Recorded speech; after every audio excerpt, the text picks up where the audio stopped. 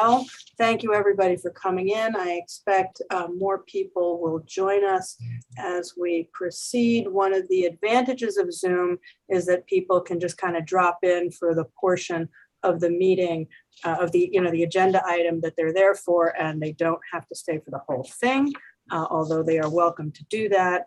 The disadvantage, of course, is a little less interactive. It's a little forced and unnatural. So I am looking forward to getting back to in-person meetings, most likely in some kind of hybrid way. I don't know when. That's obviously not my call. The protocols for that need to be discussed at the executive committee, and I have asked the executive committee to take up that discussion at our meeting next week. So hopefully we'll be able to start something in some kind of hybrid way.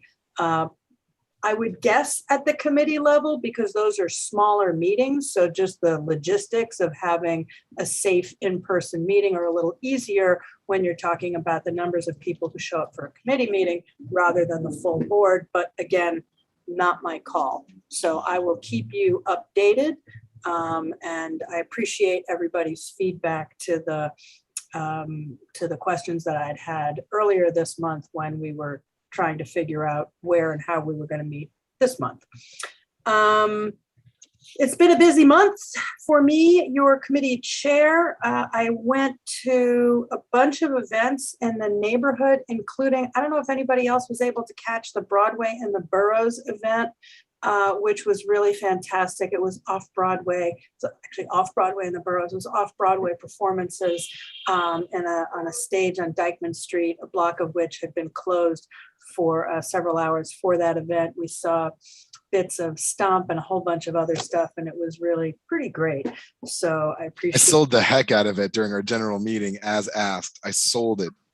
It was really great. It was pretty well attended. As often happens with community events, there were a bunch of people who, saw lots of flyers, got lots of emails, and then a bunch of people, when I posted it on Facebook, were like, I had no idea this was happening. Yeah. So it's just always really hard to get the word out to a community with hundreds of thousands of people. Thank you so much, Trish Anderton, who apparently also is a Red Sox fan. I admit I was born in Boston, so yes, that is Fenway in the background. All right, Massachusetts. Yes. Although I don't think anybody's going to do well against Tampa, but you just never know. There was also, at the same time that off-Broadway and the Boroughs was happening, what turned out to be the world's largest mango was assembled at the Hudson. So that was, I'm going to go with that's a cultural event. It's also, I suppose, business development, but shout out to everybody, the whole team at the Hudson, for putting together really a remarkable community event. And special shout out to our member, Sally Fisher, who is a veritable hat rack with all of the hats that she wears in the community. She worked with the sponsors of the event and with the folks at the Hudson to make sure that all of that leftover mango got into community fridges. Hundreds of meals were put into community fridges because it is, it's wasteful to have a food event and then throw out lots of food. So I just wanted to give a shout out to Sally for that.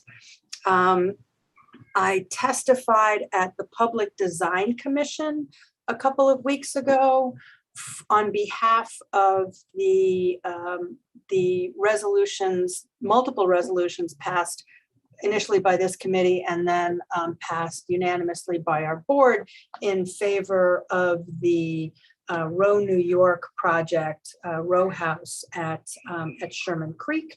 So as part of our resolution, one of the resolves was encouraging the Public Design Commission to approve the project. And so I testified and shared, minutes of our meetings and minutes of general meetings and our several resolutions on the topic. The Public Design Commission didn't reject it, nor did they approve it. They tabled it because they have questions about the bathrooms and the number of bathrooms. So I gather Parks is going to be presenting some more information to the Public Design Commission. And I see that that we have actually Rachel Citron from Row New York. So she may be giving a brief update on Row New York's programming and on that project, if there's anything else to add there. And what else do we have? I also, a couple of weeks ago, was honored to be part of a panel at the Audubon, the New York State Audubon Society, which had a luncheon and honored somebody who wrote a super interesting book on bird migration. And the panel consisted of myself, Jessica, I'm blanking on her last name, who is a brilliant artist who lives in Community Board 12 and has done some programming.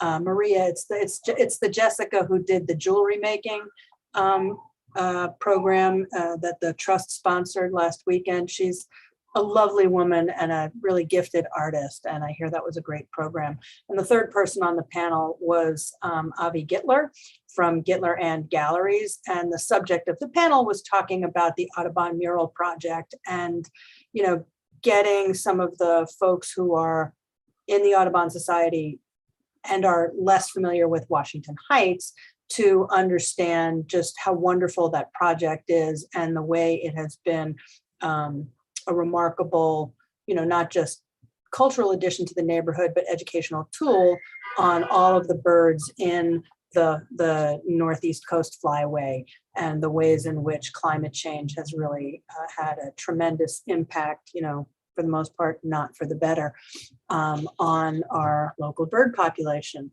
Welcome to Steve, who's coming in from Blurry Land. Nice to see you. Last but not least, I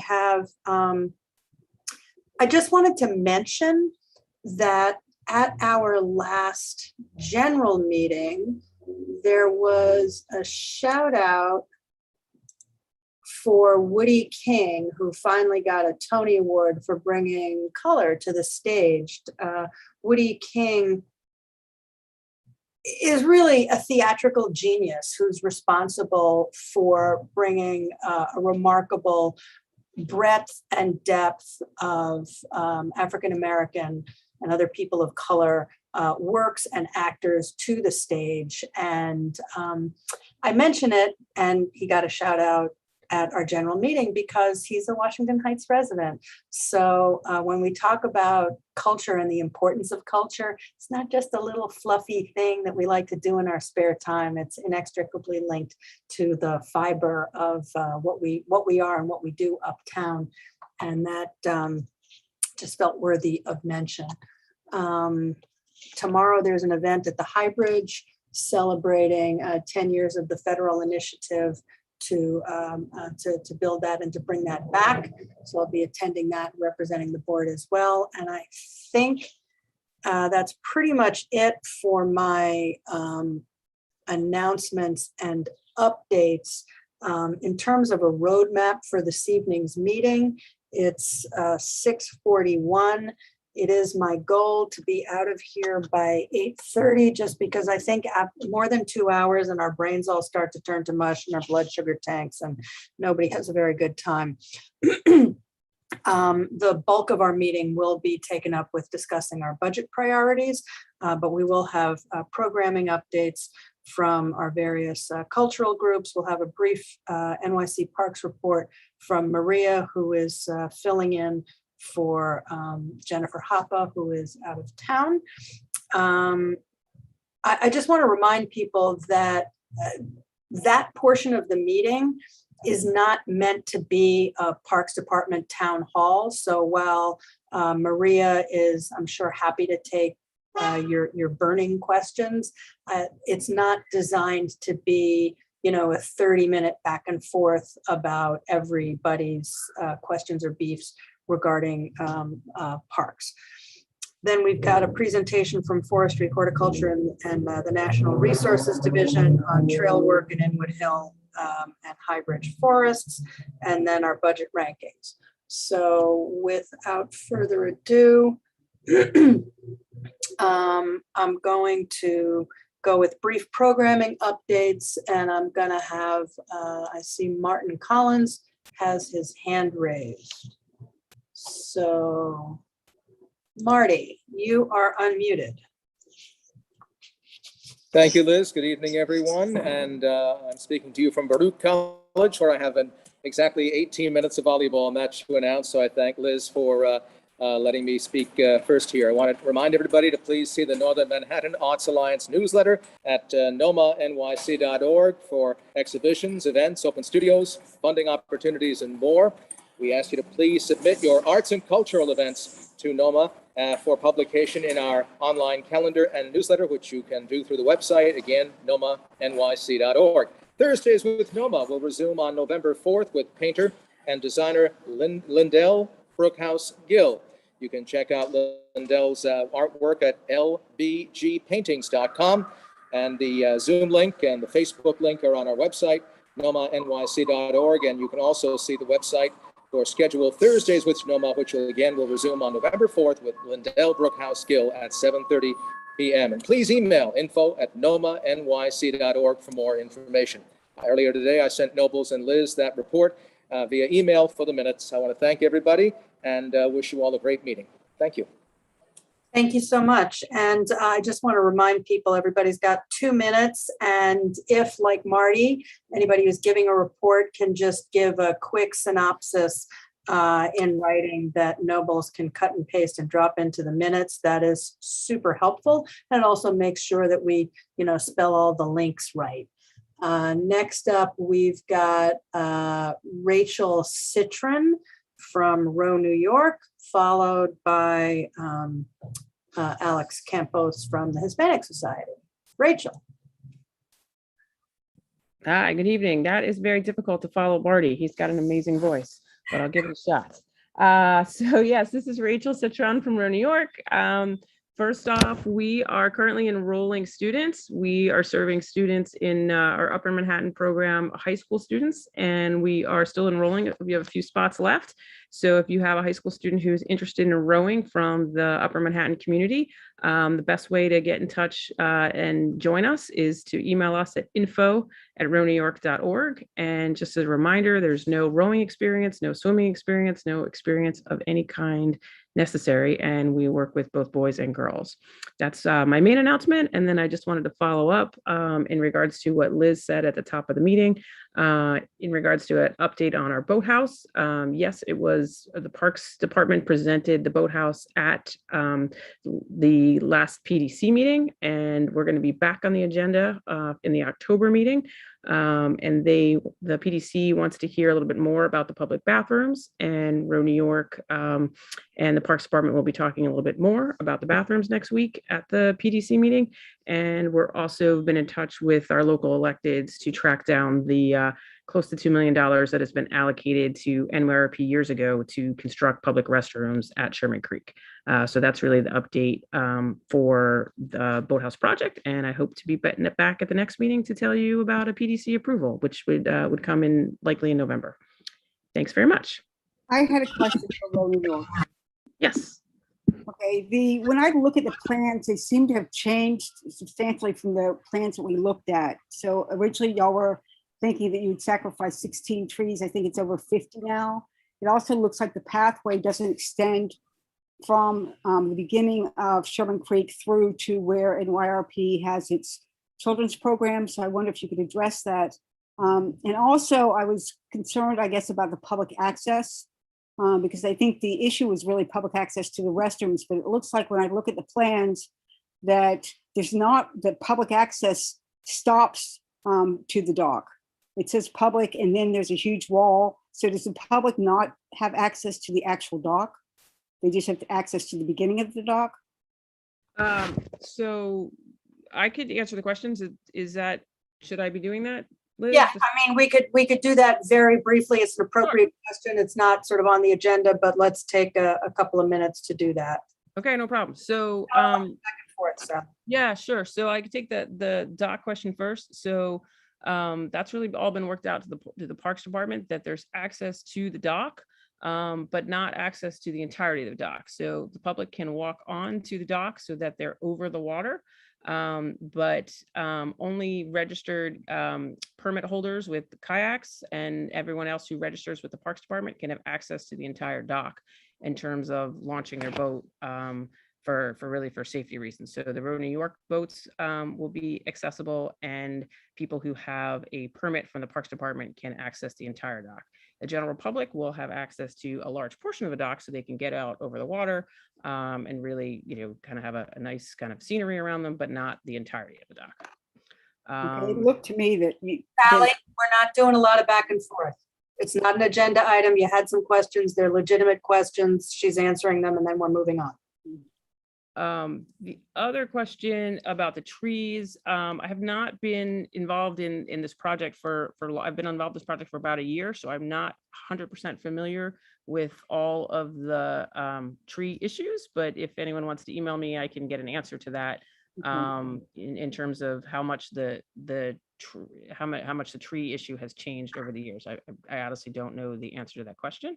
And the other question, I forgot the middle question. I apologize. Can you repeat it? yes, was in regard to the pathway through where the boathouse is going to be. It looks like it stops at the property where the boathouse is, and then you're basically, you can't really walk through to where like the gardens and stuff are. It looks like the pathway is cut off. It's not part of the plan. Yeah, so we're actually, if we're thinking of the same area, I'm not 100% sure we are, but in consultation with NYRP, we're actually extending that pathway a bit so that so it won't look as cut off. So they have made the same suggestion, and we have followed up on that suggestion. So if we're talking about the same pathway, the one that kind of looks like it ends close to the children's garden, we are extending that so that it'll look kind of contiguous, and people will kind of be able to go from one to the other, and it looks like it's kind of more of one site altogether. Fantastic. Thank you. If you could email me about the trees, how many trees are being cut down, where they are, and then I will share that information with the committee. That would be super helpful. And Sally, thank you for raising those questions. Yes, thank you. Next up, we have Alexander Campos from the Hispanic Society. Good evening, everyone. First of all, I just want to say thank you. I want to mention that we are having a new exhibition opening this Friday at the Hispanic Society. It's called Gilded Figures, Wood and Clay Make Flesh. It's an exhibition featuring 25 polychrome sculptures from both sides of the Atlantic, meaning from the Iberian Peninsula as well as Latin America. And these are beautifully crafted sculptures with paint, polychrome, they're paint, and they're really just really lifelike. I mean, they're beautiful. So do come and see the exhibition. Will be open Thursday to Sunday from 12 to 6, of course, for free. And as of now, we're not taking reservations, but we are asking proof of vaccination. And of course, we're monitoring that we keep the attendance in the gallery to 20, 30 people at a time, so it's not overcrowded. And we'll be asking people to wear masks even inside, though they show the vaccination, just to be ultra safe.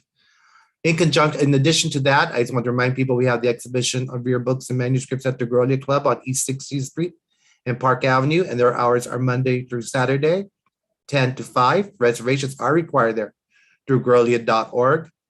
And it is an exhibition featuring 100 rare books and manuscripts, maps, and documents from as early as from the 12th century to the 18th century. That's some really rare and unseen works before. And of course, with both exhibitions, we have programs being planned on our website. You'll be able to find that, HispanicSociety.org. Thank you. I believe I sent you, Liz, the exhibition information for the Gilded Figures, and I hope that you can share it with Noble and everyone else. Thank you. Yes, I will. You did, and I shall. Thank you very much. Okay. Next, we have Cristobal Vivar. Can you hear me? Yes. Hi, thank you so much. I have two very important issues to talk about. The first one is I'm sure all of you are aware that Maria Lal passed away. She was the most amazing volunteer in Aishin Park that restored 2 stretches of land that were dirt, and they're right next to my building. So I saw the whole process. I saw how incredible all of this was, how much strength she had to do this against people that would tell her no, and then how she got support, and then now it's kind of part of Parks Department land. It's a beautiful, beautiful place. She not only took care of that area, all of Isham, part of Inwood Hill, and now we want her memorialized. I have 186 signatures, which I took to the transportation committee last week, and they told me, because what we want to do is we want Isham Alley to be named after her, Maria Lal's way. And unfortunately, it's not a street, so the transportation community can't do anything about this. We need Parks Department. We actually talked about this in our committee meeting last month as well, and I'm happy to give you an update on that if you would like. Okay. Maria was, people throw the phrase force of nature around a lot, so it's kind of lost its meaning, but in her case, it really applies. She was a remarkable woman and had an incredible talent, not only for gardening, but also for just organizing and getting people to do so much of that work that radically transformed a pretty sad space into something that is beautiful and precious. So I don't think there's anybody who disagrees that her loss is tragic and that, she absolutely should be honored. So a petition is nice, but we don't need that. We're already we're with you. As you've learned, and as I posted on Facebook in everywhere that I saw it, just in the interests of public disclosure and education, that is parkland. It is not a street. So any kind of renaming or honorific would go through the Parks Department, which is good because then it doesn't require an act of the city council, and we can do it on a much more relaxed time frame. The Parks Department, like the Department of Transportation, requires that in honoring people, that the person be deceased and that they be deceased for, I forget if it's 2 years or 3 years, but the point is the Parks Department and the Department of Transportation do not jump in to right away honor somebody with a renaming immediately after they've died. So I don't think that there's going to be any issue or difficulty in renaming that space Maria Lal's Way. It's just going to have to wait until 2023. And in the meantime, Parks Department is working with Volunteers for Isham Park and with Maria's family on a tree planting and some kind of memorial event, because while we do have to wait for a couple of years to honor her with a co-naming, we don't have to wait to honor her in a public way to recognize the enormity of her contribution. Does that help? Yes. Thank you. I wasn't aware of this. I know that the Rotary Club is also promoting this cause. Yeah. If you could do me a favor and help, I'm only one person, we're only a couple of people. If you could help get the word out that Parks is working with Volunteers for Isham Park and with her family to honor her in the short term and to do some kind of a tree planting, and that, we are happy to consider a renaming of that alley. And I obviously it's not my decision, but I can't imagine that there's going to be any difficulty with that. We just have to wait. And I don't want anybody to think that there's any disrespect to Maria or her family in waiting. And that it's not that nobody's doing anything about it because we don't care about her, or we don't love her, or we don't honor her contribution. None of Is that. it possible for you to send me a statement by email? And I will post it to the followers. It's not just 186. There's Sure. Well, what you like can, from different zip codes too. I could do that, but what you're welcome to go to the community board's website. And if you look at the section on meetings, you can get the minutes from our last meeting and you'll see where that was discussed. So Okay. I'm happy to send you something if you need more information, but check that out.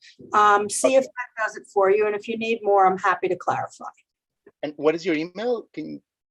My email is lizritter.cb12m@gmail.com. Okay. Sally, And yes. And now can I quickly move to the second issue? Very important too. 3 months ago, I believe, my friend Urvashi Rangan and I did a request for the urgent fixing of the dock at the Mosquera Marsh. I'm going to stop you right there. This Yes. of the agenda is for community-based organizations to give reports on what their organizations are doing. I welcome and encourage your input on capital projects, and we're hoping that people will offer their feedback on those priorities, but I want to do that when we get to that agenda item. Okay, so I'll wait for that. Stick around. Yes. Sally, Thank you have a quick question? Or was your hand up from previously? My hand is up to present whenever you get around to friends. Oh, right. You are, of course, you are next, and you are looking at the hand. You are last. So Sally, take it away. Okay, the record that was sent that Liz mentioned was for, the record is now the largest serving of mango, which is 1,000 pounds. The previous record was 645 pounds, which was set by 809 Restaurant, which is about half a mile away from the Hudson. So it stayed in the neighborhood, but got a whole lot bigger. The group that put it on was a group called Flavor Fusion Fest. And we worked with them not only to distribute the meals, but also to compost all the materials that went into preparing the mango, which is probably more compost than has ever been created in Inwood or Northern Manhattan. 2 quick events. We have over 1,200 daffodil bulbs to plant, which we are happy to share with anyone who wants to plant in their tree pits or in the park. We will be out, we'll be starting this weekend. We'll be out at the farmer's market distributing bulbs and starting to put bulbs in tree pits and in the park. Finally, on November 6th, we're planning another cleanup of the waterfront. When we did it last time, we did it down at Dykeman Pier. I think we're going to probably do it at the northern end of the park. And after the cleanup, we will be working with a group from Pono, which is a local school, to make sailboats out of upcycled materials. So that's it for Friends of Inwood Hill Park. Thank you. And if people have never gone to that event that Sally is going to be doing on November 6th, it's, cleanup is fun, but watching the kids launch the boats is a blast. So you want to do yourself at Nobles, you've got kids, you should go to that. Mark your calendar. Yeah, I just did actually. Fantastic. Okay, so we are happily right on time. Maria, you are up with a short report. And welcome. Hi, good evening, everyone. Jennifer's on a well-deserved vacation. She'll be back tomorrow. It's nice to be here with you. Some of you I have not met before. So this is the first Community Board Parks Committee meeting, so I'm happy to be here and see all of you. I'll make it very brief. I'll make it very brief. We continue to work through storm damage. We've had storm damage from Storm Ida, and we've had considerable problems with erosion, some undermining of some of our park adjacent sidewalks, and broken staircases. So we continue to take assessments and work with our capital projects division to notify FEMA of the damage and try to recoup some funds from FEMA for repairs. We have It's My Park Day coming up this weekend on Saturday and Sunday. As Sally mentioned, we're working with many of our Friends of groups, including the Friends of Inwood Hill Park, the Friends of Bennett Park, the New York City Mountain Biking Course Association at Highbridge Park, to plant bulbs and clean up. As Sally mentioned, we'd like to have more people come out, so feel free to join us. You can go to northernmanhattanparks.org and search for volunteer events for both Saturday and Sunday. We have a spotted lanternfly infestation. I know that Jennifer mentioned this previously. We have to continue to get the word out that if you see these bugs in and around the parks or anywhere, you need to try to dispose of them by killing them and try to capture them, and you can send it to the Parks Department. They're tracking that where they're being found. So those are invasive bugs and they need to be killed on site. I take great pleasure in killing those bugs in my neighborhood. Great pleasure. Yeah, I'm sure it's like a stress reliever for people. And I'm sure, you know, it could be a fun hunt, right? Looking for spotted lanternflies in Northern Manhattan. You go, no. Thank you. Plus, they're beautiful. Yes, they are, but they can grow very large and they can be very harmful to our ecosystem. So at Fort Tryon Park in Inwood, we've increased pet patrols. I know it was reported previously that the Parks Commissioner, Manhattan Parks Commissioner William Castro announced a substation at Payson, adjacent to Payson Playground. So that by year's end, we expect to have that in place. Currently, PEP has increased patrols in Inwood Hill Park and Fort Tryon Park 3 days a week on Tuesdays, Wednesdays, and Thursdays in morning shifts on those 3 days. A quick update on capital projects. I know that my colleague Steve Simon may, I guess, elaborate on some projects that we have currently. The 181st Street Greenway bike path work is delayed due to required lane closure permits with New York State DOT. The work may therefore be delayed until after Gorman Park, but we're still in discussions with that. So that's ongoing. So stay tuned for more information on that. And I'm sure Jennifer will update everyone when she's back on the next meeting next month. So we're still offering various free public programming. As Liz mentioned, we do have a lot of kids programming. The artist that we're working with is Jessica Mafia. She's very good. And if you want to see the full calendar of events, you can go to northernmanhattanparks.org. And lastly, I just want to mention that this Friday, we have October 15th at 7 is the Recreation Division of Parks is sponsoring the In the Heights Highbridge Film Festival on the pool deck.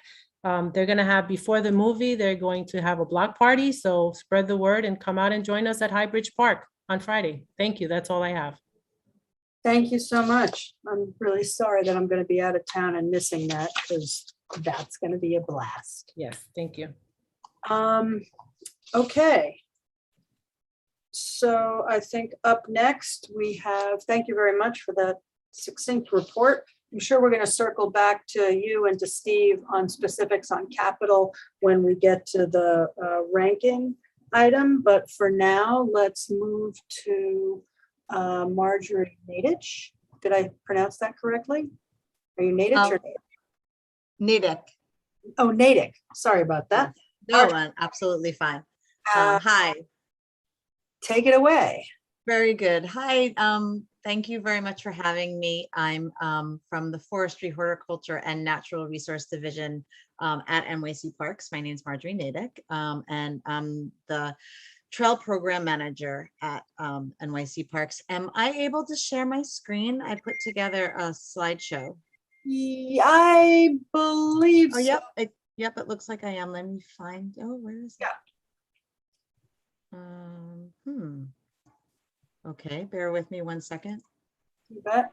Because it's not showing me. There it is. Yay. Okay. Can everyone? Yeah. And if you can you guys, oops. Can you just repeat for the record what your title is? You're the Absolutely. I am the Trails Program Manager for Forestry, Horticulture, and Natural Resources division at NYC Parks. I am part of the forest restoration team. Got it. Okay, and let's see if I can move this out of the way. It's kind of. All right. Can you, is this blocking you? Is this blocking like the top here, or is anything blocking the screen? It looks like it's a Can you little bit all- cut off, unless that's the way it's supposed to be, where it says parks. I'm just seeing a bit of. Oh, the- no, that's good. That's That's fine. supposed to be that way? Okay, thank cool, then you, we can yeah. see it. Yep. That's like there. Marjorie, can you send a copy of this presentation to Liz so we don't have to take his copious notes? Yes. Surely. No Thank you. problem. That was absolutely fine. Thank you. That would be So let me make this a little bit. So I'm just going to present a little bit about our trail management and a little bit about forest restoration in both Inwood and Highbridge parks, and give you all an update.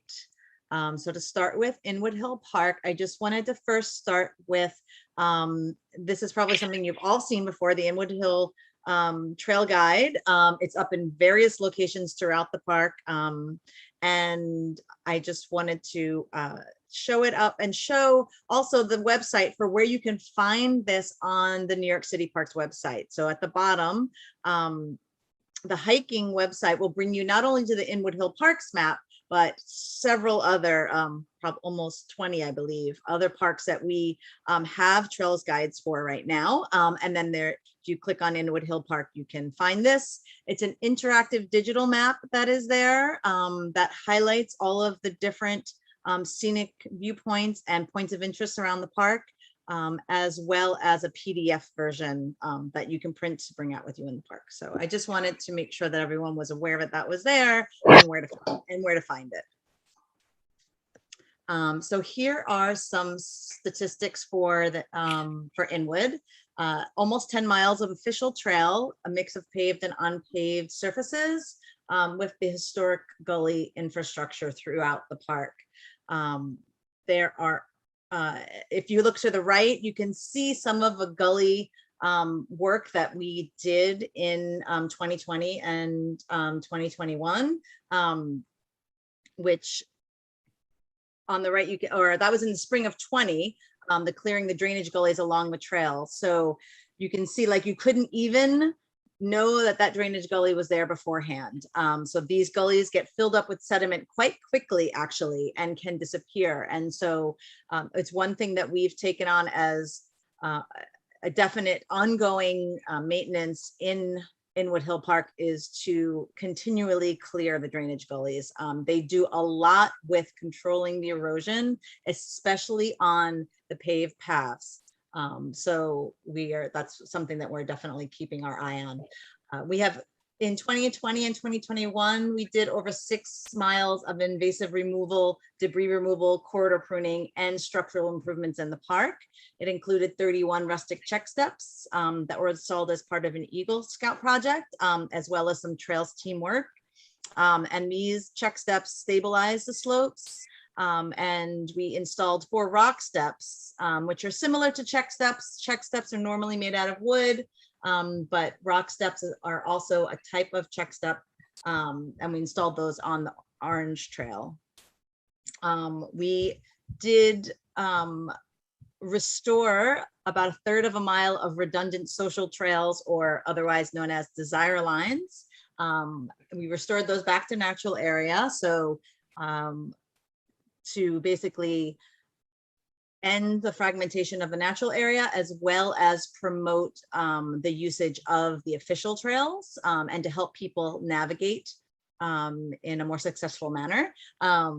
And so that work was done by Eagle Scouts in May 2021 and monthly stewardship volunteers in 2020. So restoration work in Inwood Hill Park. We have historically over approximately 20 years of restoration work by our team at Forestry, Horticulture, and Natural Resources Group. Our team, the Forest Restoration team, is part of the Natural Resources Group, which is now part of Forestry, Horticulture, and Natural Resources, a much larger conglomerate of all of us together. And so since we were in the days of NRG, if you heard us call that before, we've been doing work in Inwood Hill Park to remove invasive species and replant with native plantings, among other work in the park. 74 acres we've cared for since 2019. In the fall of 2019 and the fall of 20, we restored desire lines in the natural area and planted those with 770 native trees and shrubs, which planted about 2/3 of an acre of forest along the Orange Trail. That was divided up one season and then the other. Part of that work was done in the southwestern area of the park where the Orange Trail comes into the park at Staff Street and Dykeman. In that area of the park was one of the plantings and the restoration. And in the other area was along the Orange Trail in the northeastern section of the park. Along where there was a reroute of the trail in the northeastern part of the park. So along to Highbridge Park Trails. Upcoming, we have a digital version of the Highbridge Park Trails map that we're looking to put on the New York City webpage. My team is working with Jennifer Hoppa, and as well as our digital media team at NYC Parks to create the digital version of the map, highlighting the Old Croton Aqueduct Trail, as well as the other official paths in the park. It will include scenic viewpoints and will also include, we hope to include a printable PDF version so that you can go onto the park's website, as in I showed previously the Inwood Hill Park map, and you can find the Highbridge Park map on the trail on the park's website and be able to print up a PDF map to bring with you into the park. We are looking to install white trail markers that will match the Old Croton Aqueduct Trail in Van Cortlandt Park. Those are upcoming, and we hope to install them in the winter of 2021 and 2022 along the Old Croton Aqueduct Trail in Highbridge Park. So hopefully that will be soon. Statistics for the park: there are over 7 miles of trail, including nature trails and paved paths, half a mile of nature trails, about 3 miles of mountain biking trail, some of which is paved, and over 4 miles of paved paths in Highbridge Park. Trail improvements completed in 2020 and 21 were about a half a mile of invasive removal, debris removal, corridor pruning, and the structural improvements. We also restored about 1/10 of a mile of desire lines. Now, these desire lines, we call them what we did a reclosure. Desire lines, restoring them back to natural areas sometimes has to be an iterative process where we need to repeat that work several times before the closing of the trail, the quote unquote closing of the desire line is really sticks. So we sometimes have to, do it several times before it really starts to become natural area again, and we don't have to go back in anymore. We also installed about 25 water bars and check steps for erosion control along the Old Croton Aqueduct Trail. Restoration and forest management work in Highbridge Park. We've worked with protection and conservation of the existing forest, specifically freshwater seeps that are providing habitat for rare salamanders, and review of capital and interagency projects for the best practices for those projects. So it's something as a continuing work that our team does for the natural area in Highbridge Park. In 2020, we did about 6.5 hours of clearing store damage by the forest restoration crew. You can see the clearing of store damage from Tropical Storm Isis in 2020 in the photo. Additionally, about 100 trees were planted by MYRP, and our team works with MYRP to review what they're going to plant and where. So, you know, to review their plan. As well, a Playfair funded crew will be working to remove invasive species in Highbridge Park, as well as several other parks in the Bronx and Manhattan during this fiscal year, which is July 21 to June 2022. Oh, okay. So our future work, sorry, I can't see the top of my screen because of the Zoom, so I got a little confused for a second. Sorry, apologies. Future work will be still looking to install check steps to address erosion and trail drainage in the Orange Trail and Inwood Hill Park, continuing the gully clearing, as I said earlier, and working with our volunteers through the New York City Parks stewardship team to do gully clearing and other restoration work in the park. We'll continue to restore desire lines in Highbridge Park, and in November 21, just upcoming very soon, 20 white pines are planned to be planted in a canopy gap in Highbridge Park. And we will continue to plant in the park for years to strengthen the forest there. Parks is also reviewing proposed changes by the New York City Mountain Bike Association to the mountain biking network in Highbridge Park right now, and that's to be determined, but we're reviewing some of the changes that they're proposing. If you're interested in stewardship events or other volunteer opportunities, you can look at the Stewardship Events website or the Natural Areas Conservancy website, and the Natural Areas Conservancy is our close partner for the Trails team. We're actually a collaboration of the Natural Areas Conservancy and New York City Parks. And that is all I have. So thank you very much. I'll stop sharing. Thank you so much. So I see we've got questions. Before I take Sure. Sally's question, I do just want to say that was super informative. I certainly learned some new vocabulary. So thank you for explaining what those terms were, because as I was writing a note to like ask what that was, you explained what that was. So that was helpful. Good. Which term was that? Check steps. Also, I didn't really understand what you meant by historical gullies, and as you explained it, it made perfect sense. Gotcha. And in the interest of public disclosure, I just want to remind people that I have 2 screens on my computer, so I'm not like checking out and watching a video. When you see that I'm not looking at my camera, it's because I'm looking at the shared screen. I don't want anybody to think that I'm like, you know, watching movies while I'm really supposed to be running a meeting. Sally. Oops. Okay, sorry.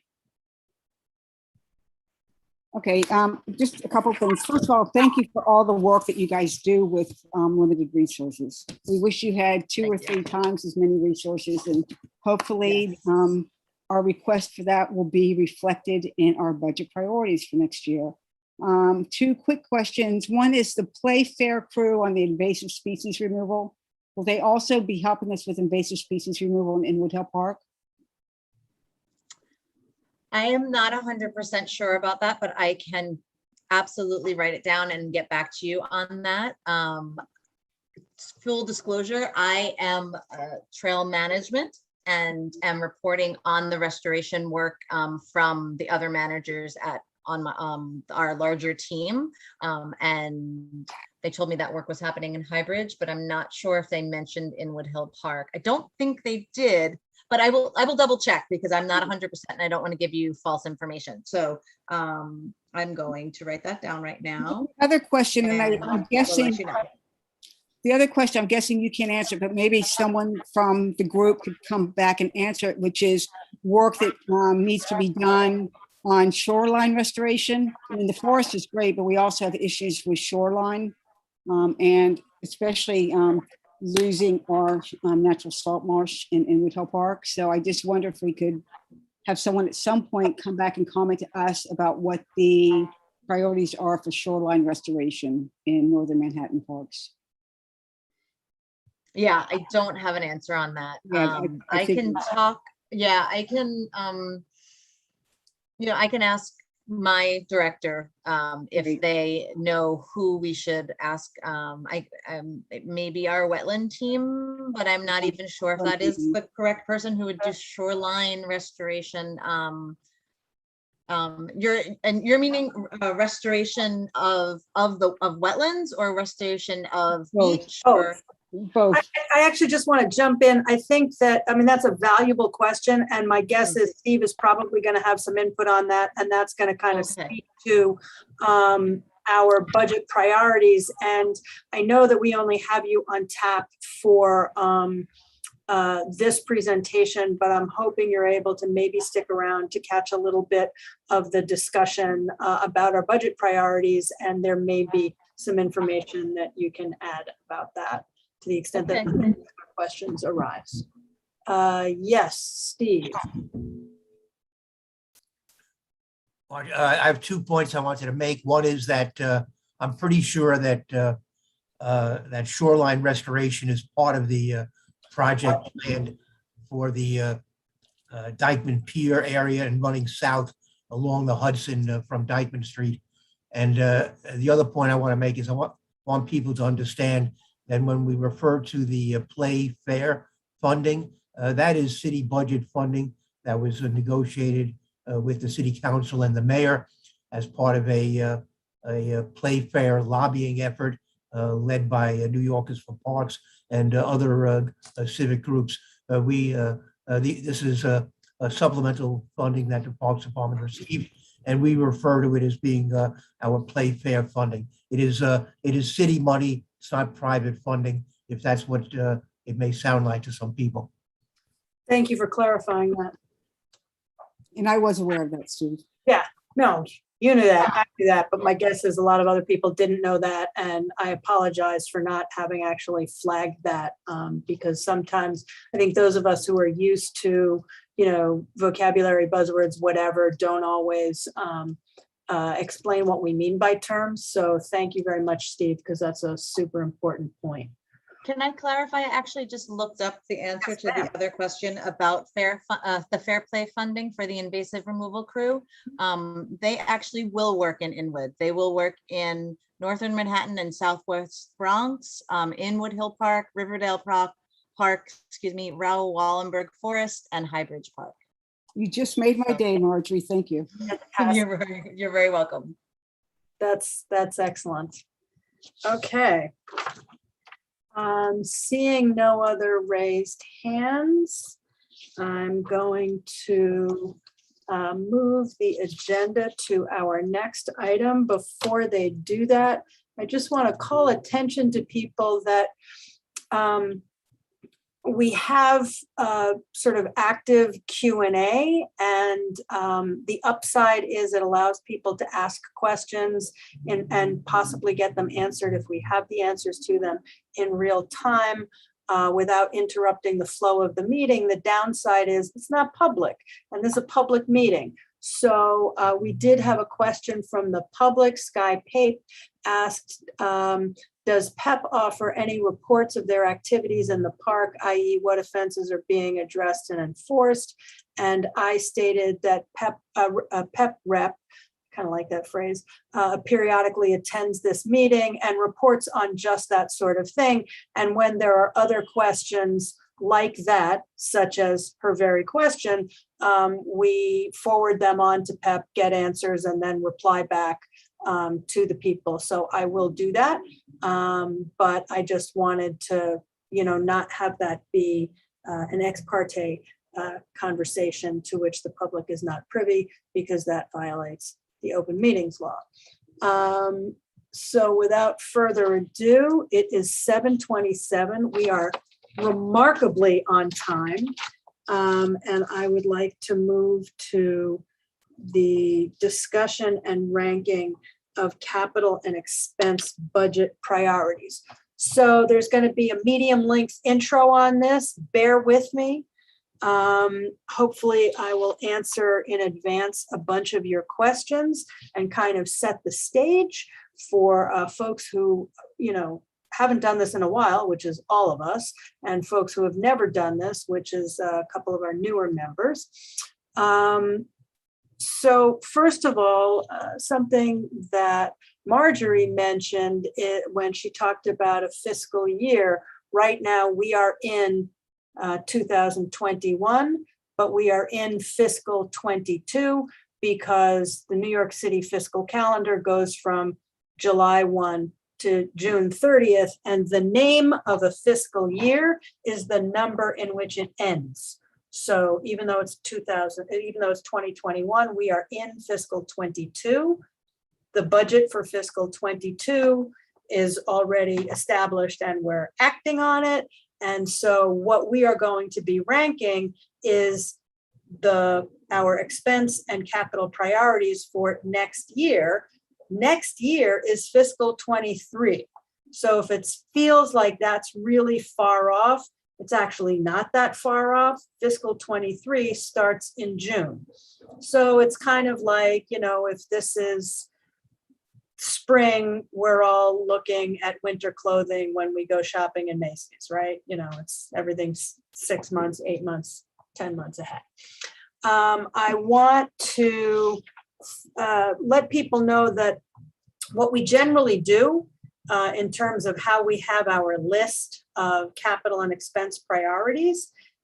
So first of all, we have expense programs, which are things that they may be expensive, but they're not durable. So it's staff and things that last for less than, I think it's like less than 3 years.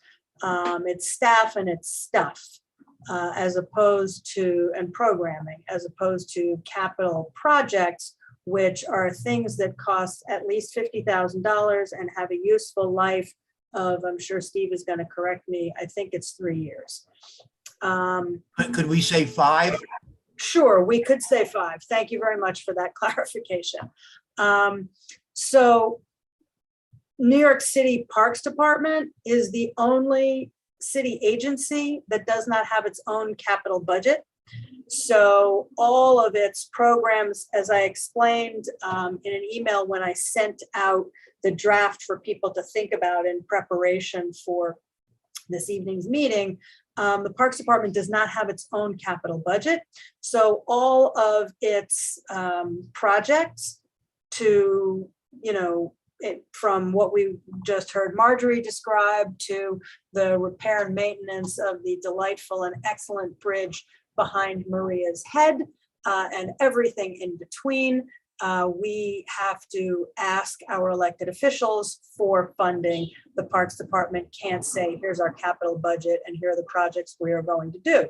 So one of the things that is really important about this ranking process is that it doesn't mean that the things that we rank are going to be the things that we're going to get. It means that when our elected officials advocate for the communities that they represent, they have input from the community on what are the community's priorities in terms of how tax dollars should be spent. Are we going to get everything that we want in the way that we rank them? No, partly because there may be other factors which affect the practicality of certain projects and programs, and partly because there's just not enough money in the city's budget to do all of the things that we would like to do and all of the things that the other committees would like to do. That doesn't mean we don't provide thoughtful information about what our priorities are. Sally raised a really important point last month, and I want to hammer that home. Anybody who's paying attention, which I hope is everybody, climate change is real, and we are getting these once in a century storms a couple of times a year.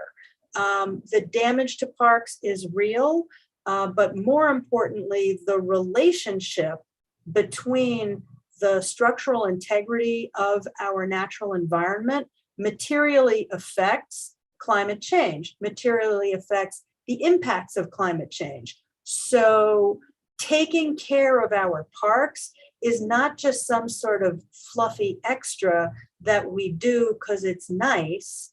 It's something that we do because as a poor community of color, we have really high rates of diabetes, asthma, obesity, all different kinds of cancer, many of which can be resolved by more exercise and more of accessing the kinds of resources that we have available in our parks. There was just something on the radio yesterday that communities that have more trees and more parks are cooler, and that there are serious health benefits in the South. And by cool, I don't mean like suave, I mean like fewer degrees of hotness. No, carry on, carry on. I just saw you enjoying that. So there's actually a team of researchers driving around like the Upper East Side and the South Bronx and measuring on the same day at the same time, what is the ambient temperature in, this place, that place, and the other place. And guess what? Communities of color and poor communities that have fewer parks and fewer trees are hotter, and there are serious health and environment impacts. So I know I'm kind of preaching to the converted, but I just want to place in context the importance of what we do here, and why things like resiliency, flooding, and recreation space are so incredibly important. That all said, there are lots of other things that are really important too. We need housing, we need hospitals, we need healthcare, we need, programming for seniors, we need schools, we need roads, we have lots and lots and lots of needs. And when, we're going to come up with our priorities for this committee through a process that I'll explain in a moment. And then each of the committees is going to forward that to the office so that next week the board can come together as a full board and come up with our full board's priorities. As much as I think of all of these projects as like my children, and I love them all, I also recognize that there are really important priorities from the other committees, and I would encourage you to, take seriously our priorities as a committee, but also listen to our colleagues on the other committees and really hear the kinds of things that they're saying about the importance of the projects that they are entertaining in their committees. Related to that, I took last year's priorities. I removed, so we have two different kinds of priorities. We have expense and we have capital. And within capital, we have a bunch of priorities which we number from 1 to N, however many projects there are. And then there are some that are already funded, are in design, are in construction, are somewhere in the process of being implemented. So those projects do not get a ranking number. They are just rated CS, which stands for continuing support. So no matter how important you think a project that's already happening is, Ann Loftus Playground, the Greenway reconstruction, the Dykeman Rest, the Monsignor Kett Playground, the comfort station at Monsignor Kett Playground, the bathroom that's going to be put into the Fort Washington Park Discovery Playground, all of those things really important. You don't have to give them a number, they're just continuing support. So I removed from the numbered ranking anything that's already sort of on that conveyor belt of being designed, competitively bid, or in construction, and I assigned them continuing support. To that list, I then added any of the projects or programs that have come up in conversation over the last year, either in this committee or somewhere else. Might be the executive committee meeting, might be the general meeting, might be another committee meeting. For example, in this committee, we have talked about the need for more lighting in our parks. Very important. Lighting is done by DOT. So I passed that on to Debbie Nabavian, who is the chair of the Traffic and Transportation Committee, and she added that to her priorities. So if you don't see it on our priorities, don't add it here. It's not that we think it's not important, it's just not from this committee. Similarly, cameras in parks, that came up in a couple of different contexts. I passed that on to then Chair of Public Safety, Curtis, who added that to his priorities. So I think that's about all I have to say about the list. I'm going to share my screen. I do want to thank profusely our newest member, Danny Bonilla, and also Nobles Crawford for doing the work to put together a Google survey, the link to which I will send you shortly so that we can actually vote on our own individual priorities. And then I will, the Google will aggregate them all for us. And we don't have to argue with each other about, no, this one's more important. No, that one's more important.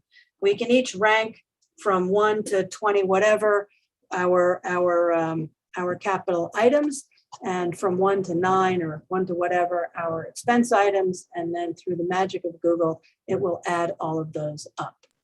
I was only in the inspiration, Liz. Danny did all the work on this one. Danny did all of the work, but then there was one thing that just, we couldn't get it figured out. And Nobles, who did this last year, the full board was like, here, use this format. And I got to say, no I in team. Thank you. Teamwork makes the dream work, and I'm good at many things, but not that. And I'm grateful to work with people who are good at the things that I'm not good at, because together we managed to get everything done, which is kind of fantastic. So I would like to invite, before I do a lap through the committee, I would like to invite members of the public who might want to speak to any particular either generalized priorities or specific projects or programs that they would like the committee to support. Do we have anybody who wants to speak to any of that? I think we're waiting on someone to talk to us about the Little Red Lighthouse. Steve, can you reach out to John Kroczuk? Yeah, I'll give him a call. He was supposed to come into this meeting by now. I'll call him.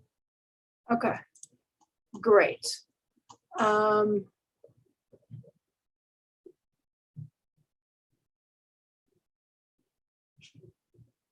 Okay, I'm going to attempt to share screen. Remember when I said there are a lot of things that I'm good at, and then some other things that I'm not so good at? This whole share screen is one of the things I'm not so good at. All right, share screen.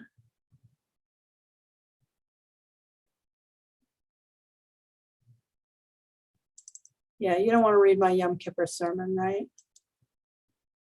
Can you see that? Yeah, we can see it. Is it too small? It depends on what you want to show. I mean, if you do want to blow it up a little bit, just, yeah, that's cool. Keep going in. Yeah, there you go. There you go. All right, we're good. That's good. Okay, so these are not in any particular order. They're sort of in the order. They're sort of in the order that they were in from last year, and then the new things got tacked on to the end. So let me tell you a little bit about the Capitol. So add ADA compliant bathroom in Fort Washington Discovery Playground. That is a long time priority of ours. We had ranked it 8, and Councilmember Mark Levine just put forward funding for that. So we get to take it out of the numbered rankings and give it continuing support. Ditto the basketball at West 186th Street. That was a project that needed an additional, it had some funding, but not enough. It needed an additional $350,000. Councilmember Rodriguez did put the funding out for that. So we now have that as a fully funded project. And again, we don't need to give it a number because we can just give it continuing support. Liz, could you delete the reference to the 350? We actually got more than that. Okay, sure.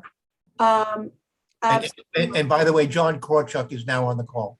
Yes, I see that. Okay. All right, so I'm going to take this out.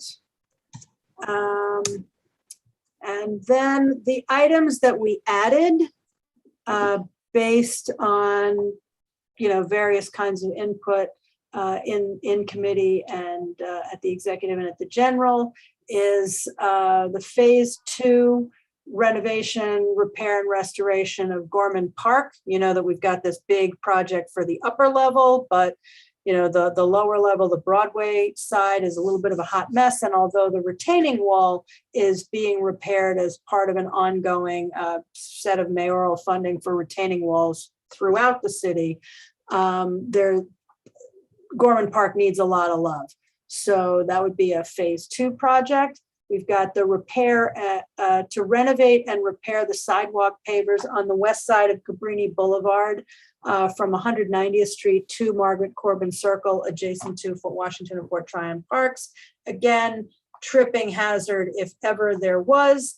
It's a beautiful set of pavers, historic pavers for that sidewalk, but it's kind of a disaster for anybody who's ever walked on it. And that's probably a couple of $1 million for that. Salt marsh restoration, addition of oyster castles in Sherman Creek. We can talk about the wording on that. I took that from Sally's suggestion last month. We can, as I said, we can certainly change the wording on that if I failed to capture what exactly it was that she was getting at, but it speaks to some of the salt marsh restoration and the value that oysters have as natural water filters. It's really kind of remarkable. And it's not just Sherman Creek, it's on the Hudson and the Harlem. Okay, I can certainly change that. And then last but certainly not least, reconstruction of the Little Red Lighthouse, foundation, wrought iron fence, electrical upgrades, ADA access, etc. It's going to be an estimated almost $6.5 million. So with that, I want to bring John Kroczuk in for a couple of minutes to speak to that item. John. You're muted. Chair Ritter, can you hear me? I can. Hi, how are you? Good to see you again. And hello, everyone. So I know I have 2 minutes just to give you a quick presentation here of the Little Red Lighthouse and our request to... I just realized if you're sharing screen, I have to stop sharing. So I'm going to kill this. Very good. John, tell people who you are. Oh, yes. I am John Kroczuk. I'm the Executive Director of the Historic House Trust of New York City. We're a nonprofit organization that serves to support 23 historic house sites throughout New York City, including a few in Manhattan, which also include the Little Red Lighthouse, which I'm here to say a few words about today. So thank you for allowing me to express our desire to have funding to restore the Little Red Lighthouse. I've been with the Historic House Trust for about 5 years, and also in your district, we have the Dykeman Farmhouse and the Morris Jumel Mansion, which I presented on at your last meeting. Are you able to see my screen at this point? You haven't begun screen sharing yet. Okay. Let me just see if I can, I apologize. sure exactly what is going on here. Let me try this again. Well, I seem to be having a little bit of a problem here with, You know what? Just walk us through it. very good.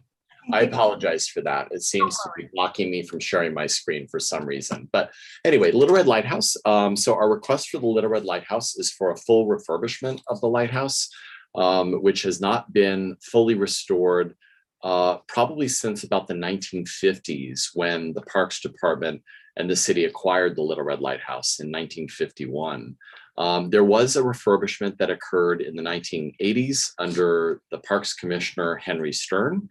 And since then, of course, as we know, generally capital projects happen about depends on what it is, anywhere from 25 to 35 years, depending on what the needs are. And here we have a cast iron historic lighthouse that was reinstalled on this site in 1921. In fact, the 100th anniversary was October 10th, 1921. So we have literally just celebrated the 100th anniversary of the installation of the Little Red Lighthouse at this location, which is super exciting.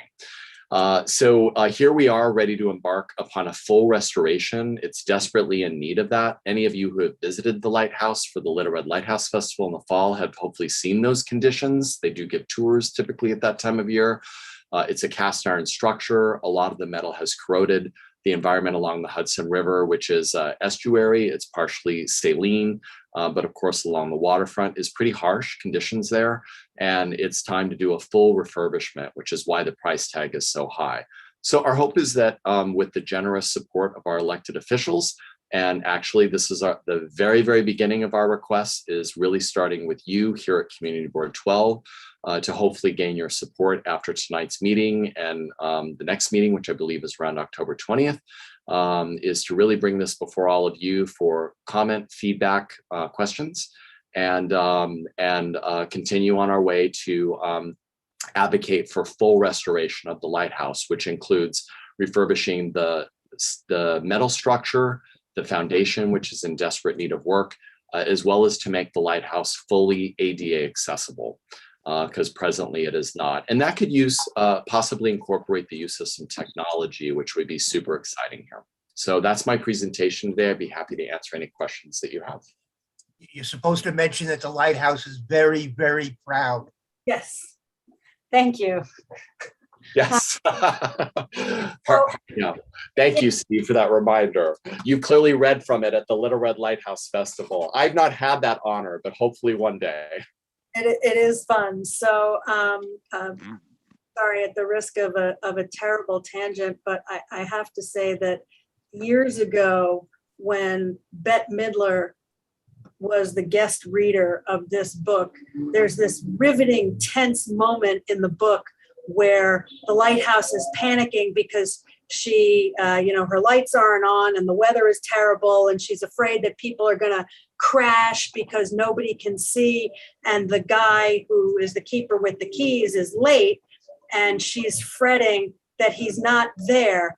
And the book says, and Bette Midler read, my man, he will not come. How will I turn myself on? And the kids are like riveted because there's this terrible plot point and the adults are just hysterical laughing. So yeah, I've never really read that book the same. In any event, literary landmark. Absolutely. It is a treasure. And I do want to let people know that this is not in any way a scoping meeting or a time really to have a conversation about would the project include this, that, or the other thing, because at the moment, there is no project. So we're not actually going to have a full-blown discussion about our hopes and aspirations for what a restoration would look like or would include, other than, the obvious what you've stated, and that ADA accessibility is a priority for that project. So with that in mind, I've got Sally and then Barbara.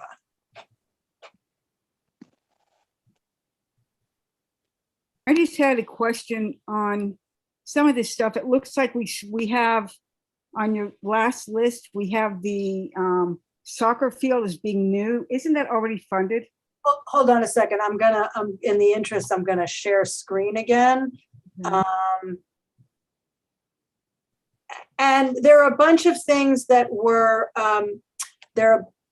you know what, I'm sorry, I'm a little tired and I can't actually share screen and talk at the same time. So give me just a second.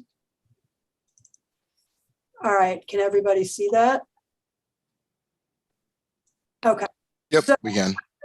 I just want to let people know that the things that say new here, can you see my cursor? Yep. So the things that say new here are new. The things that say new here were new last year, so they don't have a number. So I will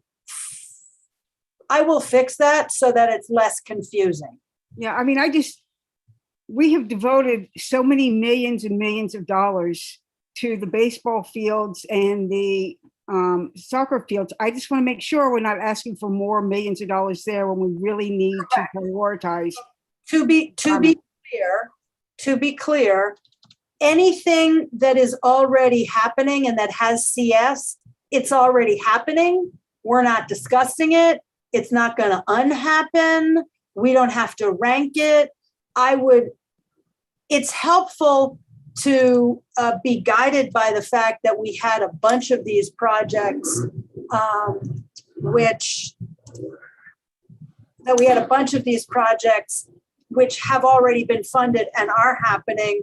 So maybe we want to turn our priorities to other things. And that is I'm not in any way dismissing your observation. You are, I think, quite correct.